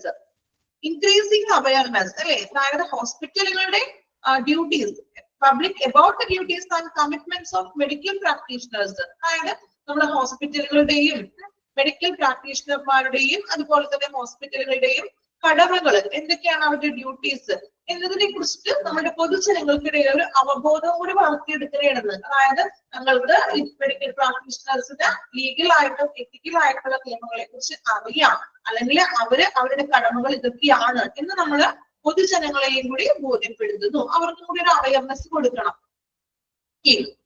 ഇത്രയുമാണ് റീസൺസ് ആയിട്ട് പറയുന്നത്. ഇത് ആ പോയിന്റ്സുകൾ അതുപോലെ തന്നെ നിങ്ങളൊന്ന് പഠിച്ചു വെക്കണം. പോയിന്റ്സ് ഇച്ചിരി ബുദ്ധിമുട്ടൊക്കെയുള്ള പോയിന്റ്സ് ഉണ്ട്, മനസ്സിലാക്കി പഠിച്ചാൽ മതി. കാരണം ഇതിൽ നിന്ന് നമുക്ക് കൂടുതലായിട്ടൊന്നും പറയാനില്ല. കൂടുതൽ പറഞ്ഞാൽ നിങ്ങൾക്ക് അത് ഭയങ്കര ബോറിംഗും ആയിരിക്കും. കുറച്ച് എന്താ പറയാ സിമ്പിൾ ആയിട്ടുള്ള വേർഡ്സ് അല്ല കൊടുത്തിരിക്കുന്നത് അല്ലെ. ലാസ്റ്റ് വൺ ആണോ, ലാസ്റ്റ് വൺ പറയാം. അതായത് ഇൻക്രീസിങ് അവയർനെസ് അല്ലെ എമോങ് ദ പബ്ലിക്കിന് ഒരു അവയർനെസ് കൊടുക്കണം. എങ്ങനെ കൊടുക്കണം? about the duties and commitments of medical practitioners as a hospital. ഒരു ഹോസ്പിറ്റലിന്റെയും അതുപോലെ തന്നെ ഹോസ്പിറ്റലിലെ മെഡിക്കൽ പ്രാക്ടീഷണേഴ്സിന്റെയും അവരുടെ കടമകളും അതുപോലെ തന്നെ കടമകളെ കുറിച്ചിട്ട് അവർക്ക് ഡ്യൂട്ടീസ് അവരുടെ ഡ്യൂട്ടീസിനെ കുറിച്ചിട്ട് പൊതുജനങ്ങൾക്ക് ഒരു അവയർനെസ് കൊടുക്കണം എന്ന്. അതായത് ഇത്രയും കാര്യങ്ങൾ അവർ ഹോസ്പിറ്റലിൽ ചെയ്യുന്നുണ്ട്. എത്തിക്കൽ ആയിട്ടും ലീഗൽ പരമായിട്ടുള്ള കാര്യങ്ങൾ ഹോസ്പിറ്റലായിട്ടുണ്ടെങ്കിലും ഹോസ്പിറ്റലിലെ മെഡിക്കൽ പ്രാക്ടീഷണേഴ്സും ചെയ്യുന്നുണ്ട്. സോ ഇതൊക്കെ അവരുടെ ഡ്യൂട്ടിയാണ് എന്നുള്ള ഒരു അവയർനെസ് പൊതുജനങ്ങൾക്ക് കൊടുക്കണം. ഓക്കെ, ഇന്ന് വായിച്ചു നോക്കി നിങ്ങള്. ഇവിടെ തുടങ്ങിയാണ് നമ്മൾ വായിക്കാനുള്ളത്. ഇവിടെ തുടങ്ങി വായിച്ചോ കേട്ടോ. ഹോസ്പിറ്റൽ അഡ്മിനിസ്ട്രേഷൻ തുടങ്ങി ആ ഒരു കുഞ്ഞു പാരഗ്രാഫ് ഉണ്ടല്ലോ, അത് മുതലും റീസൺസ് വരെ ഒന്ന് വായിക്കാം.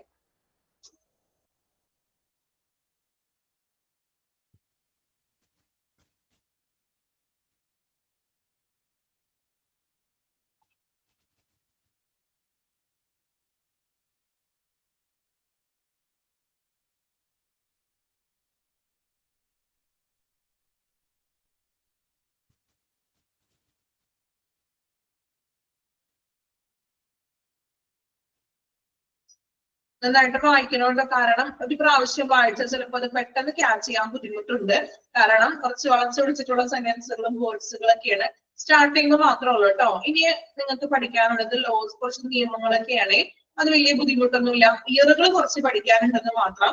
സ്റ്റാർട്ടിങ്ങിൽ ആ ഒരു എത്തിക്കൽ ലീഗലിലോട്ട് അതിന്റെ ഒരു എന്താ പറയാ, അതിന്റെ ഒരു ഇൻട്രൊഡക്ഷൻ മാത്രമാണ് പെട്ടെന്ന് അത് മനസ്സിലാക്കാനായിട്ട്. ഇച്ചിരി വേർഡ്സുകൾ കുറച്ച് വളച്ചൊടിച്ച് തന്നിരിക്കുന്നത് മാത്രം. ഓക്കെ, മനസ്സിലാക്കി പഠിക്കാം കേട്ടോ.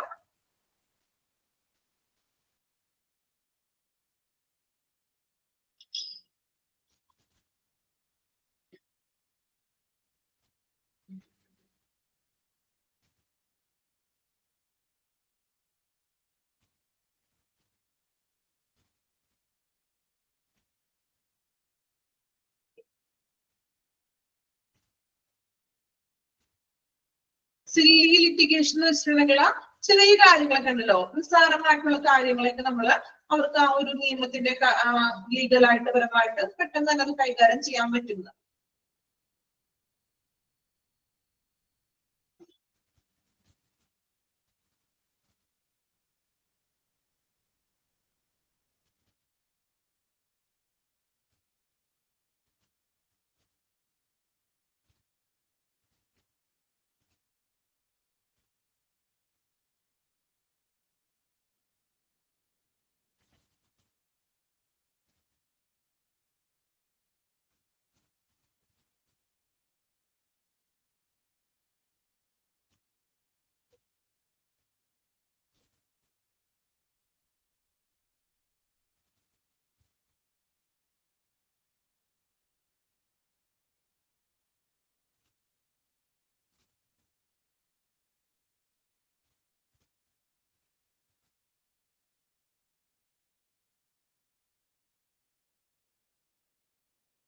റിസൾട്ട്സ് വായിച്ചോ? കംപ്ലീറ്റ് ചെയ്തോ? ഓക്കെ, ഇനി നമ്മൾ നോക്കാൻ പോകുന്നത് മെഡിക്കോ ലീഗൽ കേസസ്. എന്താണ് മെഡിക്കോ ലീഗൽ കേസസ് എന്ന് നിങ്ങൾക്ക് എല്ലാവർക്കും അറിയാൻ തോന്നുന്നു. മെഡിക്കോ ലീഗൽ കേസസ് അത് എന്താണെന്ന് ചെറിയൊരു പാരഗ്രാഫ് ആയിട്ട് പറഞ്ഞിരിക്കുകയാണ്. നോക്കാം. Is the case of injury or illness where the attending doctor, after taking the history of illness and clinical investigation, considered that investigation by law enforcing agencies are warranted to find out circumstances and fix responsibility regarding the same. മനസ്സിലായെന്നറിയില്ലോ? തന്നിരിക്കുന്നത് കുറച്ച് വളച്ചടിച്ചിട്ടുള്ള കാര്യമാണ്. അതിന്റെ അർത്ഥം മനസ്സിലാക്കി പഠിക്കാൻ നിങ്ങൾ. അർത്ഥം പറഞ്ഞുതരാം. അതായത് മെഡിക്കോ ലീഗൽ കേസസ് എന്ന് പറഞ്ഞിട്ടുണ്ടെങ്കിൽ ഇപ്പൊ ഒരു ഇഞ്ചുറി ആയിട്ടോ ഇൽനെസ് ആയിട്ടോ നമ്മൾ ഒരു പേഷ്യന്റിനെ ഹോസ്പിറ്റലിൽ പ്രവേശിപ്പിക്കുന്നു. ആ പേഷ്യന്റിന്റെ ഡോക്ടർ നോക്കി അല്ലെ, അറ്റൻഡ് ചെയ്യുന്ന ഡോക്ടർ പേഷ്യന്റിന്റെ ഹിസ്റ്ററിയും അതുപോലെ തന്നെ അസുഖത്തിന്റെ ആ ഒരു ഹിസ്റ്ററി, ഹിസ്റ്ററി ഓഫ് ഇൽനെസ്, അസുഖത്തിന്റെ ആ ഒരു ഹിസ്റ്ററിയും ആ ഒരു ക്ലിനിക്കൽ ഇൻവെസ്റ്റിഗേഷൻ, ഇപ്പൊ ടെസ്റ്റുകളൊക്കെ നടത്താനുണ്ടെങ്കിൽ ടെസ്റ്റുകളൊക്കെ നടത്തി അതിനുശേഷം ഹിസ്റ്ററി, അസുഖത്തിന്റെ ഹിസ്റ്ററിയും എടുത്ത് ക്ലിനിക്കൽ ഇൻവെസ്റ്റിഗേഷൻ ഒക്കെ നടത്തി. അപ്പൊ നടത്തി കഴിയുമ്പോൾ ചിലപ്പോ ഡോക്ടറിന് ഇതൊരു അസ്വാഭാവികമായിട്ടുള്ളതാണോ എന്ന് നമുക്ക് ഡോക്ടറിന് സംശയം വരാം. അങ്ങനെയുള്ള കേസുകൾ, ഇപ്പോ എക്സാമ്പിൾ പറയുകയാണെങ്കിൽ ഒരു സൂയിസൈഡ് ചെയ്തിട്ടുള്ള വ്യക്തിനെ കൊണ്ടെത്തിക്കുകയാണെന്ന് വിചാരിക്കാം. ഇഞ്ചുറി അങ്ങനെ സൂയിസൈഡ് വന്നേക്കുകയും ചെയ്തേക്കുന്ന വ്യക്തിയാണ്. പക്ഷേ ഡോക്ടറിനെ ക്ലിനിക്കൽ ടെസ്റ്റുകൾ അങ്ങനെയൊക്കെ ചെയ്തതിന്റെ അടിസ്ഥാനത്തിൽ നോക്കിയപ്പോ ഇനി ഇത് മർഡർ ആണോ, ആരെങ്കിലും ചെയ്തിരിക്കുന്നതാണോ, സ്വയം സൂയിസൈഡ് തന്നെ അറ്റംപ്റ്റ് ആണോ, അല്ലെങ്കിൽ അങ്ങനെ ഒരു ഡൗട്ട് വരാം.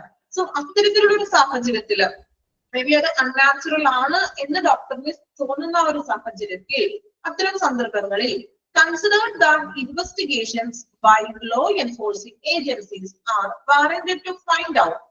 അത്തരത്തിലുള്ള സാഹചര്യത്തില് നോർമൽ കേസുകളല്ല, അൺനാച്ചുറൽ ആയിട്ടുള്ള അങ്ങനെയുള്ള കേസുകളാണെന്നെങ്കിൽ ഡോക്ടർ ട്രീറ്റ്മെന്റ് ഒക്കെ കൊടുത്തു, ദെൻ ഹിസ്റ്ററി, അസുഖത്തിന്റെ ഹിസ്റ്ററി ഇൻവെസ്റ്റിഗേഷൻ ഒക്കെ നടത്തി കഴിഞ്ഞപ്പോൾ ഇത് എൻഫോഴ്സ്മെന്റിന്, ലോ എൻഫോഴ്സ്മെന്റിന് കൊടുക്കേണ്ട കേസാണ്, അല്ലെങ്കിൽ ഇതൊരു പോലീസ് അന്വേഷണത്തിലൂടെ നമുക്കത് മർഡർ ആണോ, അല്ലെങ്കിൽ മറ്റെന്തെങ്കിലും ഉപദ്രവിച്ചതാണോ, അല്ലെങ്കിൽ സ്വയമല്ല, മീൻസ് എന്തെങ്കിലും പാടുകളോ തെളിവുകളൊക്കെ ഉണ്ടാവും. ഓക്കെ, അപ്പൊ അങ്ങനെയുള്ള കേസുകളാണ് എങ്കിൽ അത് നമ്മൾ ലോ എൻഫോഴ്സിംഗ് ഏജൻസിനെ ഏൽപ്പിക്കുന്നു. അപ്പൊ അത്തരത്തിലുള്ള കേസുകൾ എന്നിട്ടാണ് ലോ എൻഫോഴ്സിംഗ് ഏജൻസിനെ ഏൽപ്പിച്ചുകൊണ്ട് അവരുടെ അന്വേഷണമൊക്കെ നടത്തി ഫൈൻഡ് ഔട്ട് ചെയ്യുകയാണ്. ആ ഒരു സർക്കംസ്റ്റൻസസിൽ ആ ഒരു ചുറ്റുപാടൊക്കെ വന്ന് നോക്കി ഈ ഒരു വ്യക്തിയെ വന്ന് പരിശോധിച്ചു, എന്നിട്ടാണ് ഫിക്സ് ചെയ്യുന്നത് ഇന്നതാണ് അല്ലെങ്കിൽ ഒരു മർഡർ ആണ് സംഭവിച്ചിരിക്കുന്നത്. സോ അത്തരത്തിലുള്ള കേസുകളാണ് നമ്മൾ എന്ത് വിളിക്കുക? മെഡിക്കോ ലീഗൽ കേസസ് എന്ന് പറയുന്നത്. ഓക്കെ, ക്ലിയർ ആണോ?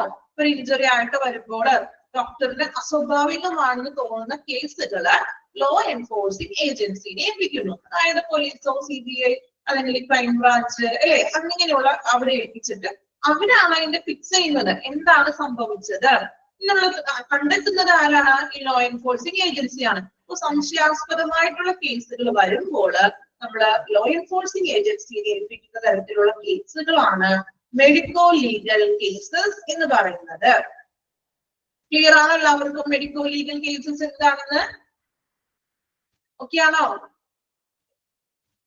ഓക്കെ, ഇനി എക്സാമ്പിൾസ് ആണ് പറഞ്ഞിരിക്കുന്നത്.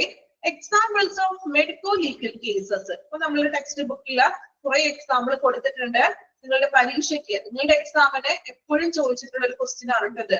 മെഡിക്കോ ലീഗൽ കേസസ് എക്സാമ്പിൾ ചോദിക്കാറുണ്ട്. അപ്പൊ അതിന് വേണ്ടിയിട്ടാണ് അവർ അത്രയും എക്സാമ്പിൾ ടെക്സ്റ്റ് ബുക്കിൽ തന്നിരിക്കുന്നത്.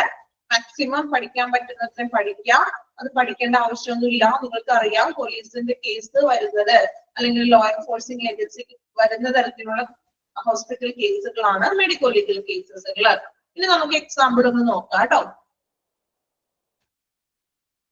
ഫസ്റ്റ് എക്സാമ്പിൾ കൊടുത്തിരിക്കുന്നത് നോക്കിയേ. RTA. എന്താ RTA ഫുൾ ഫോം? RTA കേട്ടിട്ടുണ്ടോ? Registrar and transfer agent. Okay, അതൊരു ഫുൾ ഫോം ആയിരിക്കാം. മെഡിക്കോ ലീഗൽ കേസസ് പരമായിട്ട് RTA എന്താണെന്ന് അറിയാമോ? മെഡിക്കോ ലീഗൽ കേസസില് RTA full form road traffic accident ആണ് കേട്ടോ. ഇവിടെ ഫുൾ ഫോം അതാണ്. മെഡിക്കോ ലീഗൽ കേസസിൽ വരുന്ന RTA എന്ന് പറഞ്ഞിട്ടുണ്ടെങ്കിൽ നീതു അത് ഒരു തരത്തില് മറ്റൊരു രീതിയിലുള്ള എന്താ എക്സ്പാൻഷൻ ഫോം ആയിരിക്കാം കേട്ടോ. തെറ്റെന്നല്ല ഞാൻ പറഞ്ഞത്. നമ്മളിപ്പോ ചില ഫുൾ ഫോമുകൾ തന്നെ പല സെക്ഷനിലും പല ഫുൾ ഫോമുകളായിരിക്കും അല്ലെ. നമുക്ക് മെഡിക്കോ ലീഗൽ കേസസിൽ RTA എന്ന് പറഞ്ഞിട്ടുണ്ടെങ്കിൽ റോഡ് ട്രാഫിക് ആക്സിഡന്റ് ആണ് കേട്ടോ. സൈഡിൽ ഒന്ന് നോട്ട് ചെയ്ത് വെച്ചേക്കാം. റോഡ് ട്രാഫിക് ആക്സിഡൻസ്, അതായത് റോഡിൽ സംഭവിക്കുന്ന ട്രാഫിക്കിൽ സംഭവിക്കുന്ന ആക്സിഡൻസുകൾ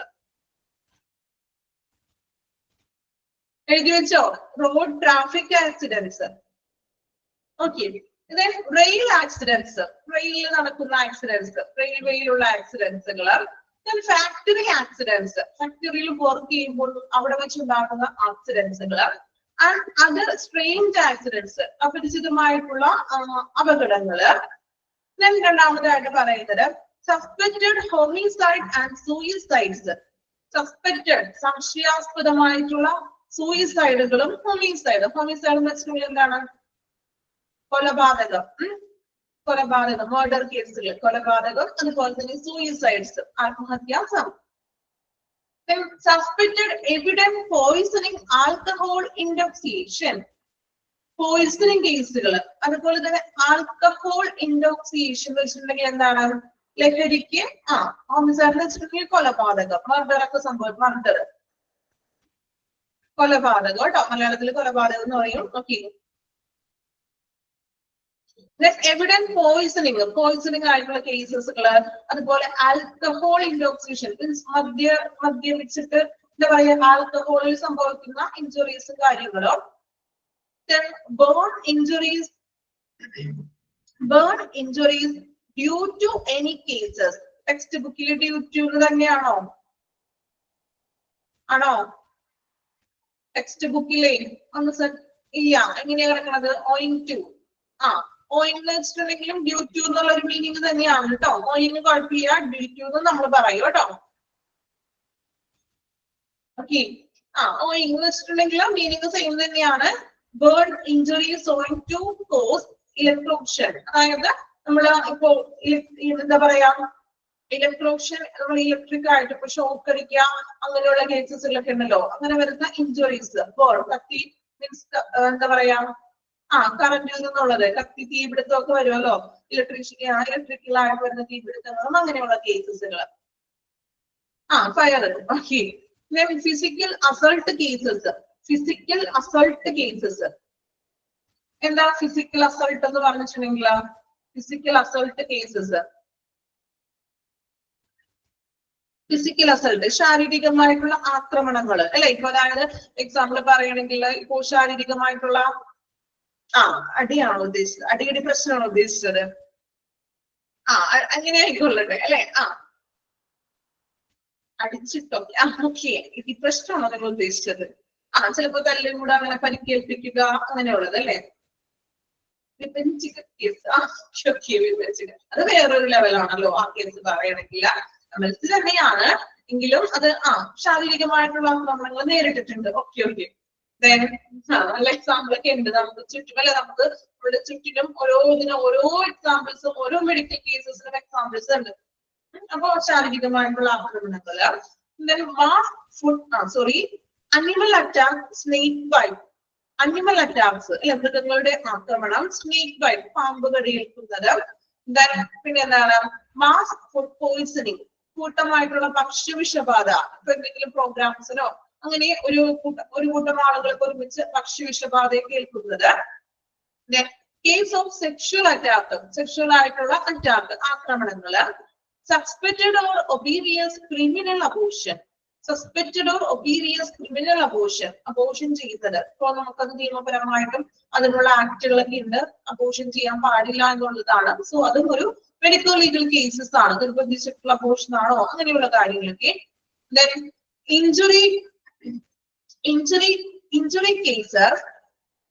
Injury cases were probability of injury cases where false play is suspected. ഇനി ഫോൾസ് പ്ലേ എന്ന് പറഞ്ഞാൽ എന്താ കേട്ടിട്ടുണ്ടോ? ഫോൾസ് പ്ലേ അതായത് തെറ്റിദ്ധരിപ്പിക്കുന്ന രീതിയിലുള്ള കേസുകൾ, ഇഞ്ചുറികൾ. അതായത് എക്സാമ്പിൾ പറയുകയാണെങ്കിൽ ഇപ്പോ രണ്ടുപേര് ചേർന്നതുപോലെ വാക്കുതർക്കുണ്ടായി, ഇപ്പൊ കയ്യേറ്റമൊക്കെ ഉണ്ടായി. ചിലപ്പോ ഒരാൾക്ക് എന്തെങ്കിലും കുത്തി പരിക്കേൽപ്പിക്കുകയോ അങ്ങനെയൊക്കെ സംഭവിച്ചിട്ട് ആളെ ഹോസ്പിറ്റലിൽ കൊണ്ടുപോകുമ്പോൾ അവർ ചെല്ലുമ്പോൾ ഡോക്ടർ എന്ത് പറ്റിയെന്ന് ചോദിക്കുമ്പോൾ പറയുന്നത് ഇതായിരിക്കില്ല റീസൺ. ചിലപ്പോ എന്തെങ്കിലും കുത്തിക്കൊണ്ടതോ അങ്ങനത്തെ രീതിയിൽ തെറ്റിദ്ധരിപ്പിച്ചിട്ടായിരിക്കും നമ്മൾ ഹോസ്പിറ്റലിൽ കൊണ്ടുപോകുമ്പോൾ പറയുന്നത്. കേട്ടിട്ടില്ലേ നിങ്ങൾ അങ്ങനെ? കാരണം എന്താണ്, ശരിയായിട്ടുള്ള റീസൺ പറഞ്ഞിട്ടുണ്ടെങ്കിൽ അത് മെഡിക്കോ ലീഗൽ കേസസ് ആയി മാറും. സോ അതിന്റെ നിയമങ്ങളായിട്ട് മുന്നോട്ട് പോകേണ്ടതായിട്ട് വരും.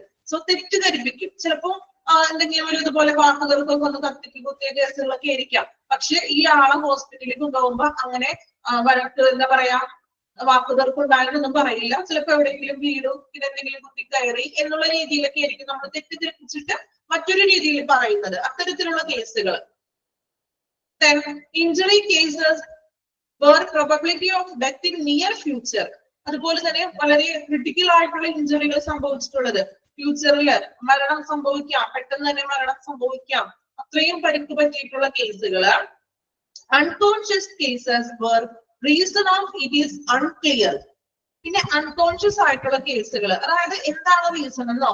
ഇപ്പോ ചിലപ്പോ നമ്മളിപ്പോ നിങ്ങള് ന്യൂസിലൊക്കെ ആണെങ്കിലും കേൾക്കാറുണ്ട്, അല്ലെങ്കിൽ ഇപ്പോ വഴിയരികിലോ അങ്ങനെ എന്തെങ്കിലും ചിലപ്പോ ഒരു വ്യക്തി ചിലപ്പോ മരിച്ചു കിടക്കുന്നു. എന്താണ് അതിന്റെ കാരണം, എന്താണ് അവർക്ക് പറ്റിയത് എന്നൊന്നും അറിയില്ല. അങ്ങനെയുള്ള കേസുകൾ അല്ലെ. അപ്പൊ അതൊക്കെ നമ്മൾ ലീഗലായിട്ട് അന്വേഷിക്കണം. ആൾക്ക് എന്താണ് സംഭവിച്ചത്, അല്ലെങ്കിൽ എന്തെങ്കിലും പെട്ടെന്ന് ഇനി എന്തെങ്കിലും ആരെങ്കിലും എന്തെങ്കിലും ചെയ്തതാണോ എന്നിങ്ങനെയുള്ള ഒരു അൺകോൺഷ്യസ് ആയിട്ടുള്ള കേസുകൾ. Brought dead cases where coma stages എന്ന് പറയാൻ പറ്റില്ല. അൺകോൺഷ്യസ് എന്ന് വെച്ചിട്ടുണ്ടെങ്കിൽ റീസൺ അറിയില്ല, ക്ലിയർ ആയിട്ടുള്ളത് എന്താ അവർക്ക് സംഭവിച്ചതെന്ന് അറിയില്ല. ചിലപ്പോ മരണപ്പെട്ടിട്ടുണ്ടാകാം, അല്ലെങ്കിൽ ഇതുപോലെ ഒരു അബോധാവസ്ഥയിലും ആയിരിക്കാം. പക്ഷെ എന്താ സംഭവിച്ചത് ആൾക്കും ചിലപ്പോൾ അറിയില്ല. അല്ലെങ്കിൽ ഇനി എന്തെങ്കിലും ചെയ്തതാണോ, അല്ലെങ്കിൽ മർഡർ ചെയ്തതാണോ, ഉപദ്രവിച്ചതാണോ, അതൊരു അൺക്ലിയർ ആണത്. അങ്ങനെയുള്ള കേസുകൾ. ഓക്കെ.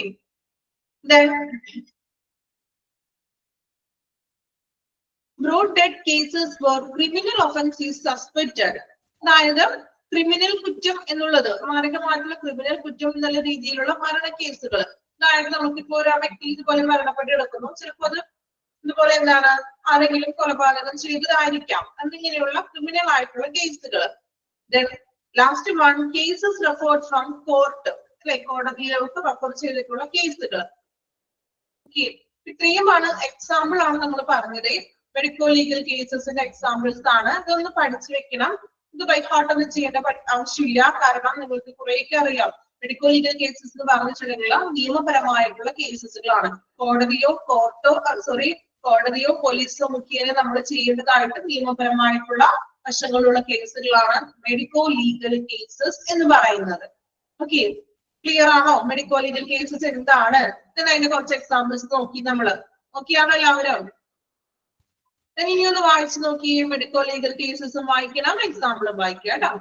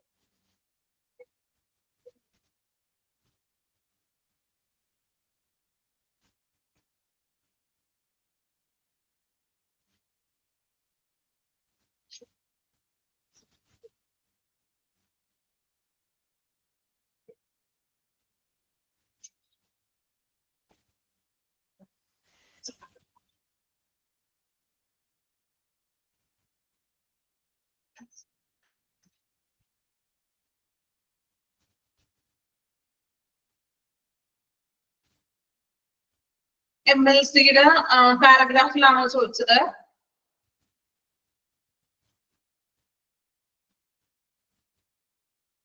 പാരഗ്രാഫിൽ പറയുന്നതേ നിങ്ങളത് ചിലപ്പോൾ നിങ്ങൾക്ക് ആ സെന്റൻസ് വായിച്ചിട്ടുണ്ടെങ്കിൽ അത് പെട്ടെന്ന് മനസ്സിലാവില്ല. അതുകൊണ്ടാണ് ഞാൻ അതിന്റെ മീനിങ് സിമ്പിൾ ആക്കി പറഞ്ഞു തന്നത്. ഓക്കെ, അതായത് ഒരു ഇഞ്ചുറി ആയിട്ടോ ഒരു ഇൽനെസ് ആയിട്ടോ ഹോസ്പിറ്റലിൽ വരുന്ന പേഷ്യന്റ്. സോ ആ പേഷ്യന്റിന് attending the doctor after taking the history of illness and clinical investigation. ആ ഒരു ഡോക്ടർ നോക്കുന്ന ഡോക്ടർ ആ പേഷ്യന്റിന്റെ ഹിസ്റ്ററി ഓഫ് ഇൽനെസ്, രോഗത്തിന്റെ ഹിസ്റ്ററി ഒക്കെ നോക്കി ക്ലിനിക്കൽ ആയിട്ടുള്ള ചികിത്സയും കാര്യങ്ങളൊക്കെ ഇൻവെസ്റ്റിഗേഷൻ ഒക്കെ കൊടുത്തതിന് ശേഷം consider that investigation by law enforcing agencies are warranted. അതായത് അപ്പൊ നോക്കിയപ്പോ എന്തെങ്കിലും ഒരു സംശയാസ്പദമായിട്ട് ഡോക്ടർക്ക് തോന്നി. അപ്പൊ ആ സമയത്ത് ഡോക്ടർ കൺസിഡർ ചെയ്യുന്നത് ബൈ ലോ എൻഫോഴ്സിംഗ് ഏജൻസിനെയാണ്. അതായത് സംശയാസ്പദമായിട്ട് തോന്നിയിട്ടുണ്ടെങ്കിൽ അത് എന്താണ്, ഇനി ആരെങ്കിലും ചെയ്തതാണോ, സൂയിസൈഡ് ആയിട്ട് കൊണ്ടുവന്നൊരു വ്യക്തിയാണെങ്കിൽ ചിലപ്പോ എന്തെങ്കിലും ബോഡിയിൽ എന്തെങ്കിലും സിംറ്റംസോ അല്ലെങ്കിൽ എന്തെങ്കിലും ഒക്കെ നമ്മള് അടയാളങ്ങൾ സയൻസുകൾ കണ്ടിട്ടുണ്ടാകാം. സോ അത്തരത്തില് ഡോക്ടർ കൺസിഡർ ചെയ്യുന്നത് ലോ എൻഫോഴ്സിംഗ് ഏജൻസിനെയാണ്. സോ അവരാണ് to find out the circumstances, ആ ഒരു ചുറ്റുപാടും എന്താണ് ആൾക്ക് സംഭവിച്ചത് എന്ന് ഫൈൻഡ് ഔട്ട് ചെയ്യുന്നതും ദെൻ ആ ഒരു റീസൺ ഫിക്സ് ചെയ്യുന്നതും ആരാണ്? ലോ എൻഫോഴ്സിംഗ് ഏജൻസീസ് ആയിരിക്കും. ക്ലിയർ ആണോ? തന്നിരിക്കുന്ന സെന്റൻസേ കുറച്ചൊരു പെട്ടെന്ന് നിങ്ങൾക്ക് വായിച്ചാൽ അത് മനസ്സിലാവില്ല. അതുകൊണ്ടാണ് ഞാൻ അതിനെ ഷോർട്ട് ആക്കിയിട്ട് നിങ്ങൾക്ക് പറഞ്ഞു തന്നത് കേട്ടോ.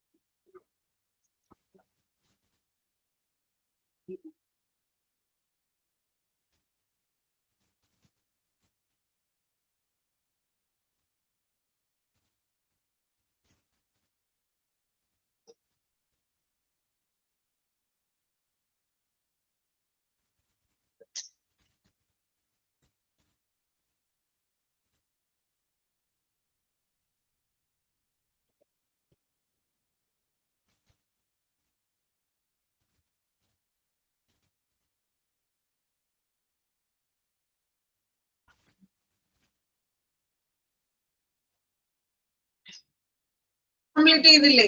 വായിച്ചെല്ലാവരും? നെക്സ്റ്റ് നോക്കാം. നെക്സ്റ്റ് ഒരു ഫ്ലോ ചാർട്ട് പോലെ തന്നിരിക്കുകയാണ്. അതായത് നമ്മൾ ഇനി പഠിക്കാൻ പോകുന്നത് കുറച്ച് നിയമങ്ങളെ കുറിച്ചാണ്. ഓക്കെ, ഇനി കുറച്ച് ലോസ് ആണ് പഠിക്കാൻ പോകുന്നത്.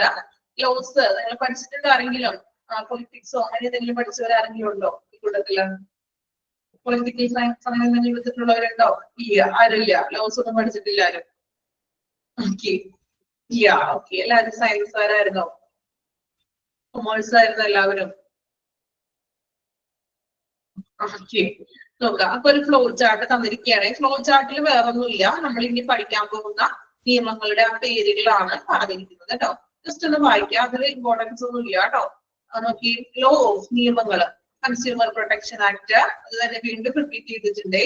General act, business law, okay, general acts, medical professionals, miscellaneous act, ഓരോ ആക്ടുകളാണ്.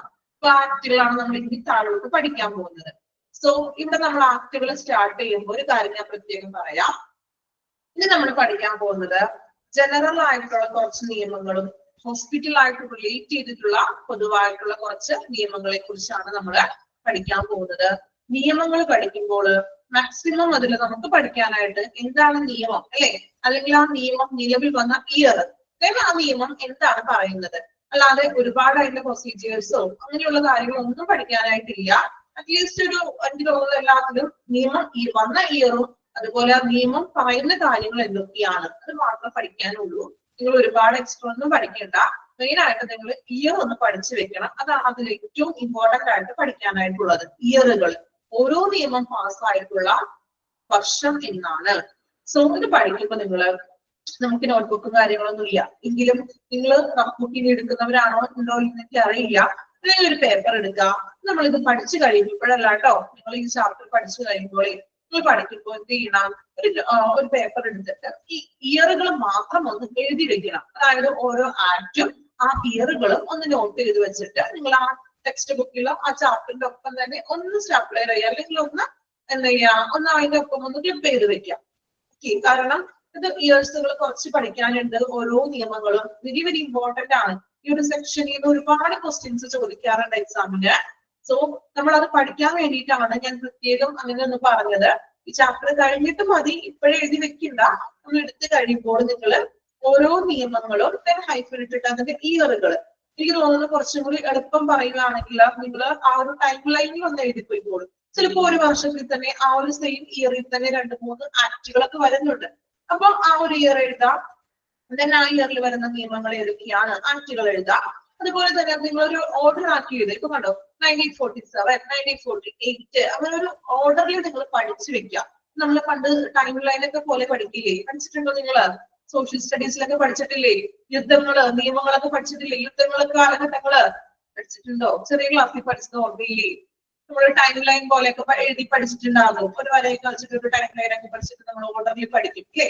അപ്പൊ അതുപോലെ ഒന്ന് നിങ്ങൾ നോട്ട് ചെയ്ത് വെക്കണം കേട്ടോ. കാരണം ബൈഹാർട്ട് പഠിക്കാൻ ബൈഹാർട്ട് നമ്മളത് പഠിച്ചേ പറ്റൂ, കാരണം ഇയേഴ്സ് ആണ്. സോ അതൊരു ഓർഡറിൽ ഇപ്പൊ ഒരു വർഷത്തിൽ തന്നെ വന്നിരിക്കുന്ന എത്ര നിയമങ്ങളുണ്ടോ ആ നിയമങ്ങളുടെ പേര് എഴുതി വെക്കുക. ക്ലാസ് കഴിഞ്ഞിട്ട് മതി. ഈ ഒരു ചാപ്റ്റർ എടുത്ത് കഴിയുമ്പോൾ മാക്സിമം മറ്റൊരു പോലെ നിർബന്ധം പറയാനല്ല, നിങ്ങൾക്ക് കുറച്ചും കൂടി അത് പഠിക്കാൻ, കാരണം അത് ഇമ്പോർട്ടന്റ് ആണ്. അതുകൊണ്ടാണ് അത് നോട്ട് ചെയ്ത് വെക്കാൻ പറയുന്നത്. ദെൻ ആ നിയമത്തിൽ എന്തൊക്കെയാണ് പറയുന്നത് നിങ്ങൾ മനസ്സിലാക്കി വെക്കുക. ഓക്കെ, ക്ലിയർ ആണോ ഞാൻ പറയുന്നത്? ക്ലാസ് കഴിഞ്ഞിട്ട് നിങ്ങൾ ചെയ്യണം കേട്ടോ. ഈ ഒരു ചാപ്റ്റർ എടുത്ത് കഴിയുമ്പോൾ അങ്ങനെ ചെയ്തിട്ടുണ്ടെങ്കിൽ, അങ്ങനെ ചെയ്താന്ന് വെച്ചിട്ടുണ്ടെങ്കിൽ ഒരു ഗുണം എന്ന് പറഞ്ഞിട്ടുണ്ടെങ്കിൽ എക്സാമിന്റെ ആ ടൈമിൽ നിങ്ങൾ ആ ചാപ്റ്റർ പഠിക്കുമ്പോൾ, അല്ലെങ്കിൽ എല്ലാ ചാപ്റ്ററും നമ്മൾ പഠിച്ച് കവർ ചെയ്ത് കഴിയുമ്പോൾ നിങ്ങൾക്ക് ഈ ഒരു പേജ് മാത്രം ഒന്ന് നോക്കാം, ഇയേഴ്സുകൾ. ഓക്കെ, അതിന് വേണ്ടിയിട്ടാണ് കുറച്ചും കൂടി നിങ്ങൾക്ക് എളുപ്പമാവാൻ വേണ്ടിയിട്ടാണ് ഞാൻ ഇങ്ങനെ ഒന്ന് ചെയ്യാൻ പറഞ്ഞത് കേട്ടോ. നമുക്ക് സ്റ്റാർട്ട് ചെയ്യാം. നിയമങ്ങളാണ് നമ്മൾ ഇന്ന് നോക്കാൻ പോകുന്നത്. Legislation that can apply to hospital, ഹോസ്പിറ്റൽസിനും ബാധകമായിട്ടുള്ള എന്നാൽ ജനറൽ ആയിട്ടുള്ള കുറച്ച് ആക്ടുകളാണ് ഇനി നമ്മൾ പഠിക്കാൻ പോകുന്നത്. അതിൽ കുറച്ച് ആക്ടുകളൊക്കെ നിങ്ങൾക്ക് അറിയാവുന്ന ആക്ടുകളൊക്കെ ഉണ്ടാവും കേട്ടോ. ഞാൻ പുതിയതായിട്ട് കേൾക്കുന്നവരുണ്ടാകുക. അപ്പൊ ആദ്യം പറയുന്നത് ഇൻഡസ്ട്രിയൽ ഡിസ്പ്യൂട്ട് ആക്ട്. കേട്ടിട്ടുണ്ടോ ആരെങ്കിലും? ഇൻഡസ്ട്രിയൽ ഡിസ്പ്യൂട്ട്സ് ആക്ട് ആരും കേട്ടിട്ടില്ല? ആദ്യമായിട്ട് കളിക്കേണ്ട എല്ലാവരും. അപ്പൊ ഇൻഡസ്ട്രിയൽ ഡിസ്പ്യൂട്ട് ആക്ട് നിലവിൽ വന്നത് 1947. 1947 ഇൻഡസ്ട്രിയൽ ഡിസ്പ്യൂട്ട് ആക്ട് നിലവിൽ വന്നത്. 1947 എന്തെങ്കിലും പ്രത്യേകത ഉണ്ടോ? ഇയറിന് എന്തെങ്കിലും പ്രത്യേകതയുണ്ടോ? ഉണ്ടോ? ഒന്ന് ആലോചിച്ച് നോക്കി.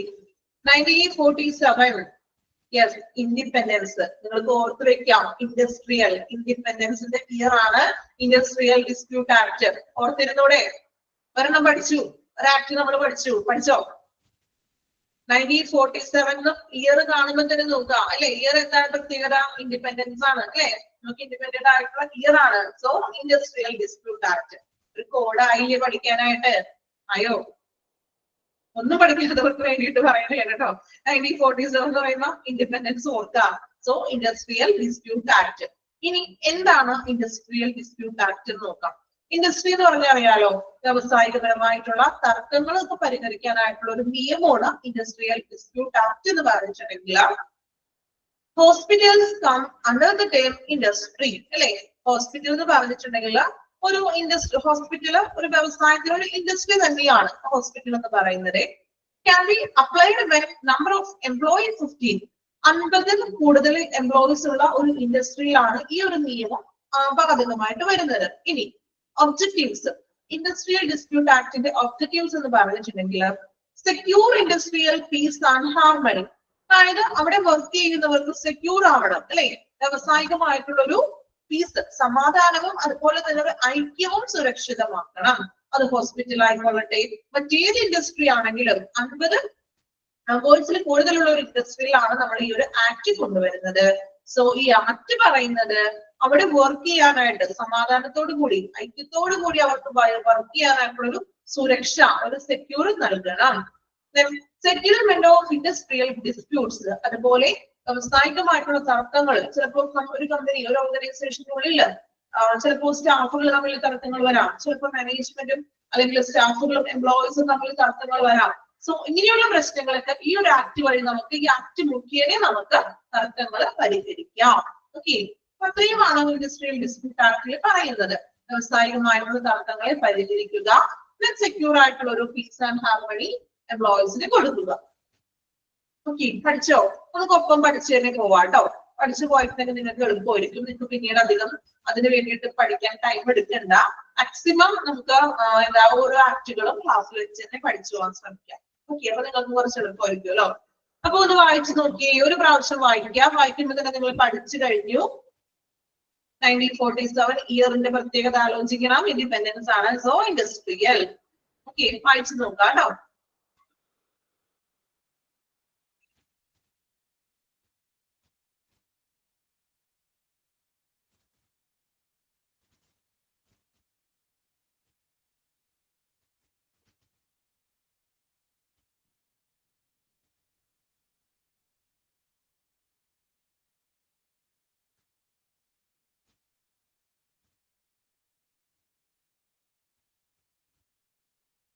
ഓക്കെ, പഠിച്ചില്ല എല്ലാവരും? പഠിച്ചോ? ഇയർ പഠിച്ചോ? ഓക്കെ, രണ്ടാമതായിട്ട് പറയുന്നത് മിനിമം വേജസ് ആക്ട്. ഇയർ നോക്കാം, 1948 മിനിമം വേജസ് ആക്ട്. ഇനി മിനിമം വേജസ് ആക്ടിൽ വേറെ ഒന്നും കൂടുതലായിട്ടൊന്നും പഠിക്കാനില്ല. Minimum wages fixed for different group of workers employees. അതായത് ഡിഫറെന്റ് ഗ്രൂപ്പ് ഓഫ് സെക്ഷനിൽ വർക്ക് ചെയ്യുന്നവർക്ക് ഒരു മിനിമം വേജസ് കൊടുക്കാന്ന്. അതാണ് ഈ മിനിമം വേജസ് ആക്ട് 1948 പറയുന്നത്. ഇപ്പൊ എവിടെ വർക്ക് ചെയ്യുന്നവരാണെങ്കിലും മിനിമം ഒരു എമൗണ്ട്, മിനിമം വേജസ് എന്നുള്ളൊരു, ഇന്നിപ്പോ മിനിമം വേജസ് എത്രയാണ്? അതായത് അതിൽ മിനിമത്തിലും ലോ ലെവലിൽ പോകാൻ പാടില്ല എന്ന് എംപ്ലോയീസിന് നമ്മൾ കൊടുക്കുന്ന വേജ് വളരെ കുറവാവാൻ, അതായത് മിനിമത്തിൽ കുറയാൻ പാടില്ല. ഇപ്പൊ എനിക്ക് തോന്നുന്നു മിനിമം ഒരു 6000 ഒക്കെ അല്ലേ മിനിമം വേജസ് പറയുന്നത്? ആണോ? മേ ബി ഇപ്പോൾ 10,000 ഒക്കെ ആയിട്ടുണ്ട് കേട്ടോ. എനിക്ക് തോന്നുന്നു 8,000-ലും മിനിമം എല്ലാ സ്ഥാപനങ്ങളിലും ഏതൊരു ഇൻഡസ്ട്രിയിലാണെങ്കിലും 8,000 ഒക്കെ ആയിരിക്കും ഒരു എംപ്ലോയി സ്റ്റാർട്ട് ചെയ്തത് അല്ലേ? 6,000 ഇതൊക്കെ ഇപ്പൊ മാറിയിട്ടുണ്ട്. ഇപ്പൊ 6,000 ഒക്കെ ആയിരുന്നു ഒരു മിനിമം വേജസ് എന്ന് പറഞ്ഞിട്ടുണ്ടെങ്കിൽ. ആണോ? കൃത്യമായിട്ട് കണക്കും കാര്യങ്ങളൊന്നും നോക്കണ്ട. ഒരു നിശ്ചിതമായിട്ടുള്ള ഒരു ഫിക്സഡ് ആയിട്ടുള്ള ഒരു ഡിഫറെന്റ് ആയിട്ടുള്ള ഗ്രൂപ്പ് വർക്കേഴ്സിന് ഫിക്സഡ് ആയിട്ടുള്ള ഒരു മിനിമം വേജസ് നമ്മൾ കൊടുത്തിരിക്കണം. അതാണ് ഒരു ആക്ടിലൂടെ പറയുന്നത്. ഓക്കെ, അപ്പൊ ഇയർ നോക്കാം, 1948. ആദ്യം പഠിച്ചത് ഏതായിരുന്നു? Industrial dispute act 1947. Minimum wages വരുന്നത് 1948. ഓക്കെ, ഇനി നെക്സ്റ്റ് അടുത്ത ആക്ട് ആണ് പ്രൊവിഡന്റ് ഫണ്ട് ആക്ട്. PF കേട്ടിട്ടുണ്ടോ? PF provident fund act. Yes, work ചെയ്യുന്നവർ ആരെങ്കിലും ഉണ്ടോ ഈ കൂട്ടത്തില്? എല്ലാവരും സ്റ്റുഡൻസ് ആണോ? വർക്ക് ചെയ്യുന്നവരുണ്ടോ? ഏതെങ്കിലും ഫീൽഡിൽ വർക്ക് ചെയ്യുന്നവരുണ്ടോ? ഉണ്ട്. ഓക്കെ, സ്നേഹ, ശ്രീലക്ഷ്മി, കുറച്ച് പേരുണ്ട് അല്ലെ? PF അവൈലബിൾ ആണോ നിങ്ങൾക്ക്? വർക്ക് ചെയ്യുന്ന സ്ഥാപനത്തില് PF ഉണ്ടോ? ഉണ്ട്. ഓക്കെ, ഓക്കെ, അപ്പൊ നമുക്ക് ശ്രീലക്ഷ്മി പറഞ്ഞു തരും കേട്ടോ PF എന്താണെന്ന്. ഓക്കെ, നിങ്ങൾക്ക് ഇല്ല, ഒരാൾക്കില്ല. ഓക്കെ, അപ്പോ പ്രൊവിഡന്റ് ഫണ്ട് ആക്ട് അല്ലെങ്കിൽ നമ്മൾ PF എന്നാണ് പറയാ. സോ പ്രൊവിഡന്റ് ഫണ്ട് ആക്ട് നിലവിൽ വന്നത് 1952 ഓക്കെ 1952 പ്രൊവിഡന്റ് ഫണ്ട് ആക്ട് നിലവിൽ വരുന്നത്. ഇനി എന്താണ് PF? എന്താണ് PF എന്ന് പറഞ്ഞിട്ടുണ്ടെങ്കിൽ ഇവിടെ PF ലഭിക്കുന്ന ആള് പറഞ്ഞത് ആരാണ്? ഓക്കെ ശ്രീലക്ഷ്മിയാണ് പറഞ്ഞത്. ശ്രീലക്ഷ്മി എന്താണ് PF എന്ന് പറഞ്ഞിട്ടുണ്ടെങ്കിൽ? ശ്രീലക്ഷ്മിയോട് മാത്രമല്ല ഞാൻ ചോദിക്കുന്നത്, ബാക്കി എല്ലാം അറിയാവുന്നവർക്ക് ഉണ്ടാവുമല്ലോ നിങ്ങൾ PF എന്താണെന്നുള്ളത്. ആദ്യമായിട്ട് കേൾക്കുന്നതെല്ലാം എനിക്കറിയാം. ചിലർക്ക് PF എന്ന് കേട്ടിട്ടുണ്ടാവും, പക്ഷെ സംഭവത്തെ കുറിച്ച് വലിയ പിടുത്തുണ്ടാവില്ല. അങ്ങനെയുള്ള ആൾക്കാരുണ്ട് കേട്ടോ. ഇല്ലേ അങ്ങനെയുള്ള ആളുകള്? PF കിട്ടുക എന്നൊക്കെ കേട്ടിട്ടുണ്ട്. യെസ്, കുറച്ച് ആളുകളൊക്കെ ഉണ്ട് അല്ലെ? പിരിഞ്ഞു മുമ്പ് കൊടുക്കുന്നതാണ്. റിട്ടയർമെന്റിനുള്ള ഒരു ഇൻകം ആണത്. റിട്ടയർമെന്റ് സേവിംഗ് സ്കീമാണ് PF എന്ന് പറഞ്ഞിട്ടുണ്ടെങ്കിൽ. നോക്കാം, ഞാൻ വായിക്കാം, ശ്രദ്ധിക്കാം. PF Provident Fund Act 1952. Employer is needed to retrieve from his employee's stipulated rights, donate an equal amount as employer's share, and credit the fund regularly with the government. അതായത് നമ്മളൊരു സ്ഥാപനത്തിൽ വർക്ക് ചെയ്യുമ്പോൾ നമുക്കൊരു ഫിക്സ്ഡ് സാലറി ഉണ്ടാവും. So ആ ഒരു എമൗണ്ടിൽ നിന്നും ഒരു നിശ്ചിത എമൗണ്ട് എംപ്ലോയറും എംപ്ലോയിയും സെയിം എമൗണ്ട് നമ്മൾ മാറ്റിവെക്കുന്നു, നീക്കി വെക്കുന്നു എംപ്ലോയറുടെ സാലറിയിൽ നിന്ന്. ഇപ്പൊ ഒരു എക്സാമ്പിൾ പറയുകയാണെങ്കിൽ, ഇപ്പൊ ഒരു PF-ലോട്ട് ഒരു 1000 രൂപയാണ് എംപ്ലോയറുടേതും 1000 രൂപ പിടിക്കുന്നു. അതുപോലെ തന്നെ തൊഴിലുടമ നമ്മളുടെ കമ്പനി ഓണറും ആ ഒരു സെയിം എമൗണ്ട് നമുക്ക് കോൺട്രിബ്യൂട്ട് ചെയ്യുന്നു. ഈ കോൺട്രിബ്യൂട്ട് ചെയ്തിട്ടുള്ള എമൗണ്ട് ക്രെഡിറ്റ് ആവുന്നത് എപ്പോഴാണ് നമുക്ക് ലഭിക്കുന്നത്? നമ്മൾ റിട്ടയർമെന്റ് ആയി കഴിഞ്ഞ് പോരുമ്പോൾ, റിട്ടയർമെന്റ് ചെയ്യുമ്പോൾ ആ ഒരു എമൗണ്ട് അപ്പൊ അത്യാവശ്യം നല്ലൊരു തുക ഉണ്ടാകും അത് അല്ലെ? ആ ഒരു എമൗണ്ട് നമുക്ക് റിട്ടയർമെന്റ് ചെയ്യുന്ന ടൈമിലാണ് ഈ ഒരു PF നമുക്ക് ലഭിക്കുന്നത്. അപ്പൊ എംപ്ലോയറും ചെയ്യുന്നുണ്ട് കോൺട്രിബ്യൂഷൻ, എംപ്ലോയിയും ചെയ്യുന്നുണ്ട്. മനസ്സിലായോ? അത്രയും മനസ്സിലാക്കാം, ഒരുപാടൊന്നും വേണ്ട. അതിന്റെ കാൽക്കുലേഷൻ ഒന്നും നമുക്ക് പഠിക്കാനില്ല. എന്താണെന്നുള്ളത് നിങ്ങൾ അറിഞ്ഞിരിക്കണം. ഓക്കെ, PF എന്താണെന്ന് മനസ്സിലായോ? ഒന്നും അറിയില്ലാത്തവരോടാണ് ഞാൻ ചോദിക്കുന്നത്. ചിലവർക്ക് PF എന്ന് കേട്ടിട്ടുണ്ടാവും, ചിലപ്പോൾ അതിനെക്കുറിച്ച് വലിയ ധാരണ ഒന്നും ഉണ്ടാവില്ല.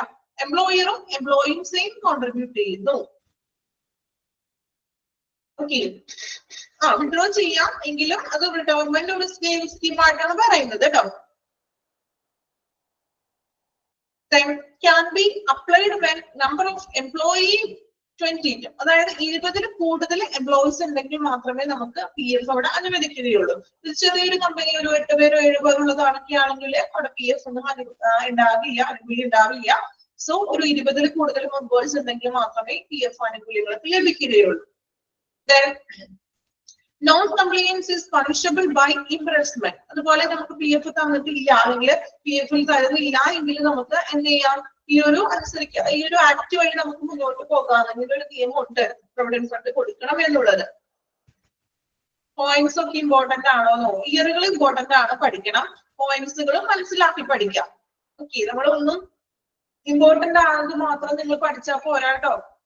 അണ്ടർലൈൻ ചെയ്തത് മാത്രമല്ല പഠിക്കേണ്ടത്. അത് ഞാൻ പ്രത്യേകം പറയാറുണ്ട്, കാരണം ഇയേഴ്സിന് കുറച്ചും കൂടി പ്രാധാന്യം കൊടുക്കുക. ഞാൻ ഓരോ ആക്ടും എന്താണെന്ന് നിങ്ങൾ മനസ്സിലാക്കി പഠിക്കാം. പിന്നെ അത് വായിച്ചിട്ടുണ്ടെങ്കിൽ നമുക്ക് മനസ്സിലാവുമല്ലോ. ഓപ്ഷൻ അല്ലേ, ഓപ്ഷൻ ഉണ്ടല്ലോ, വായിച്ചിട്ടുണ്ടെങ്കിൽ നിങ്ങൾക്ക് അത് ക്ലിയർ ആവും. ഓക്കെ, അപ്പൊ അത് വായിച്ചു നോക്കി. മിനിമം വേജസ് ആക്ടും അതുപോലെ പ്രൊവിഡന്റ് ഫണ്ട് ആക്ടും വായിച്ചു നോക്കുക കേട്ടോ.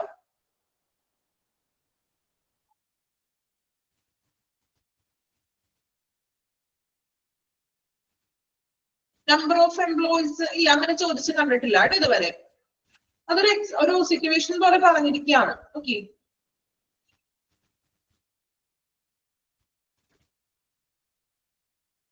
ഫ്ലോ ചാർട്ട് നമ്മൾ ജസ്റ്റ് വായിച്ചു പോയി. ഫ്ലോ ചാർട്ടിൽ പ്രത്യേകിച്ച് ഒന്നും പറയണില്ല. ഈ താഴെ നമ്മളിപ്പോ പഠിക്കുന്ന നിയമങ്ങളെ കുറിച്ച് തന്നെയാണ് ഫ്ലോ ചാർട്ടിൽ പറയുന്നത് കണ്ടോ. ജനറൽ ആയിട്ടുള്ള ആക്ടുകളും അതുപോലെ കുറച്ച് മെഡിക്കൽ പരമായിട്ടുള്ള ആക്ടുകള്, മിസ്ലേനിയസ് ആക്ടുകള്, ജസ്റ്റ് ഒരു ഫ്ലോ ചാർട്ട് ആണ്. അതിൽ ഇമ്പോർട്ടൻസ് ഒന്നും ഇല്ല കേട്ടോ. നമ്മൾ ഈ പഠിക്കുന്ന ആക്ടുകൾ തന്നെയാണ് അവിടെ എഴുതിയിരിക്കുന്നത്. ഓക്കെ,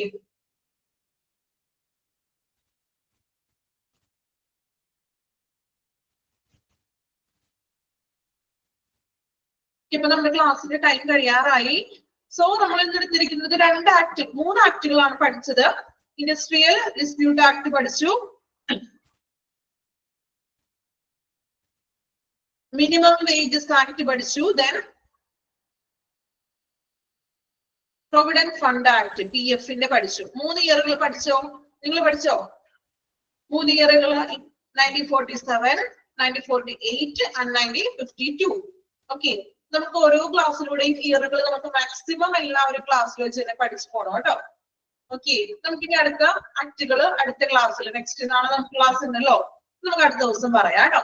എടുത്തത്രയും നോക്കിയാണോ? ക്ലിയർ ആണോ എല്ലാവർക്കും? ആക്ടുകളാണ് ഞാൻ പറഞ്ഞു.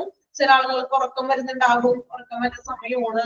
അതിന്റെ ഇടയിൽ മിസ് ഇങ്ങനെ കുറെ നിയമങ്ങളൊക്കെ പഠിപ്പിച്ചിട്ടുണ്ടെങ്കിൽ ഞങ്ങൾക്ക് നല്ല ഉറക്കം വരും എന്നൊക്കെ ആയിരിക്കും ഓരോരുത്തരുടെയും ചിന്ത, എനിക്ക് അറിയാം. പക്ഷെ പഠിക്കാതെ നമുക്ക് രക്ഷയില്ല, പഠിക്കണം. മാക്സിമം ബോറടിച്ചോ? നിങ്ങൾക്ക് ബോറടിച്ചോ?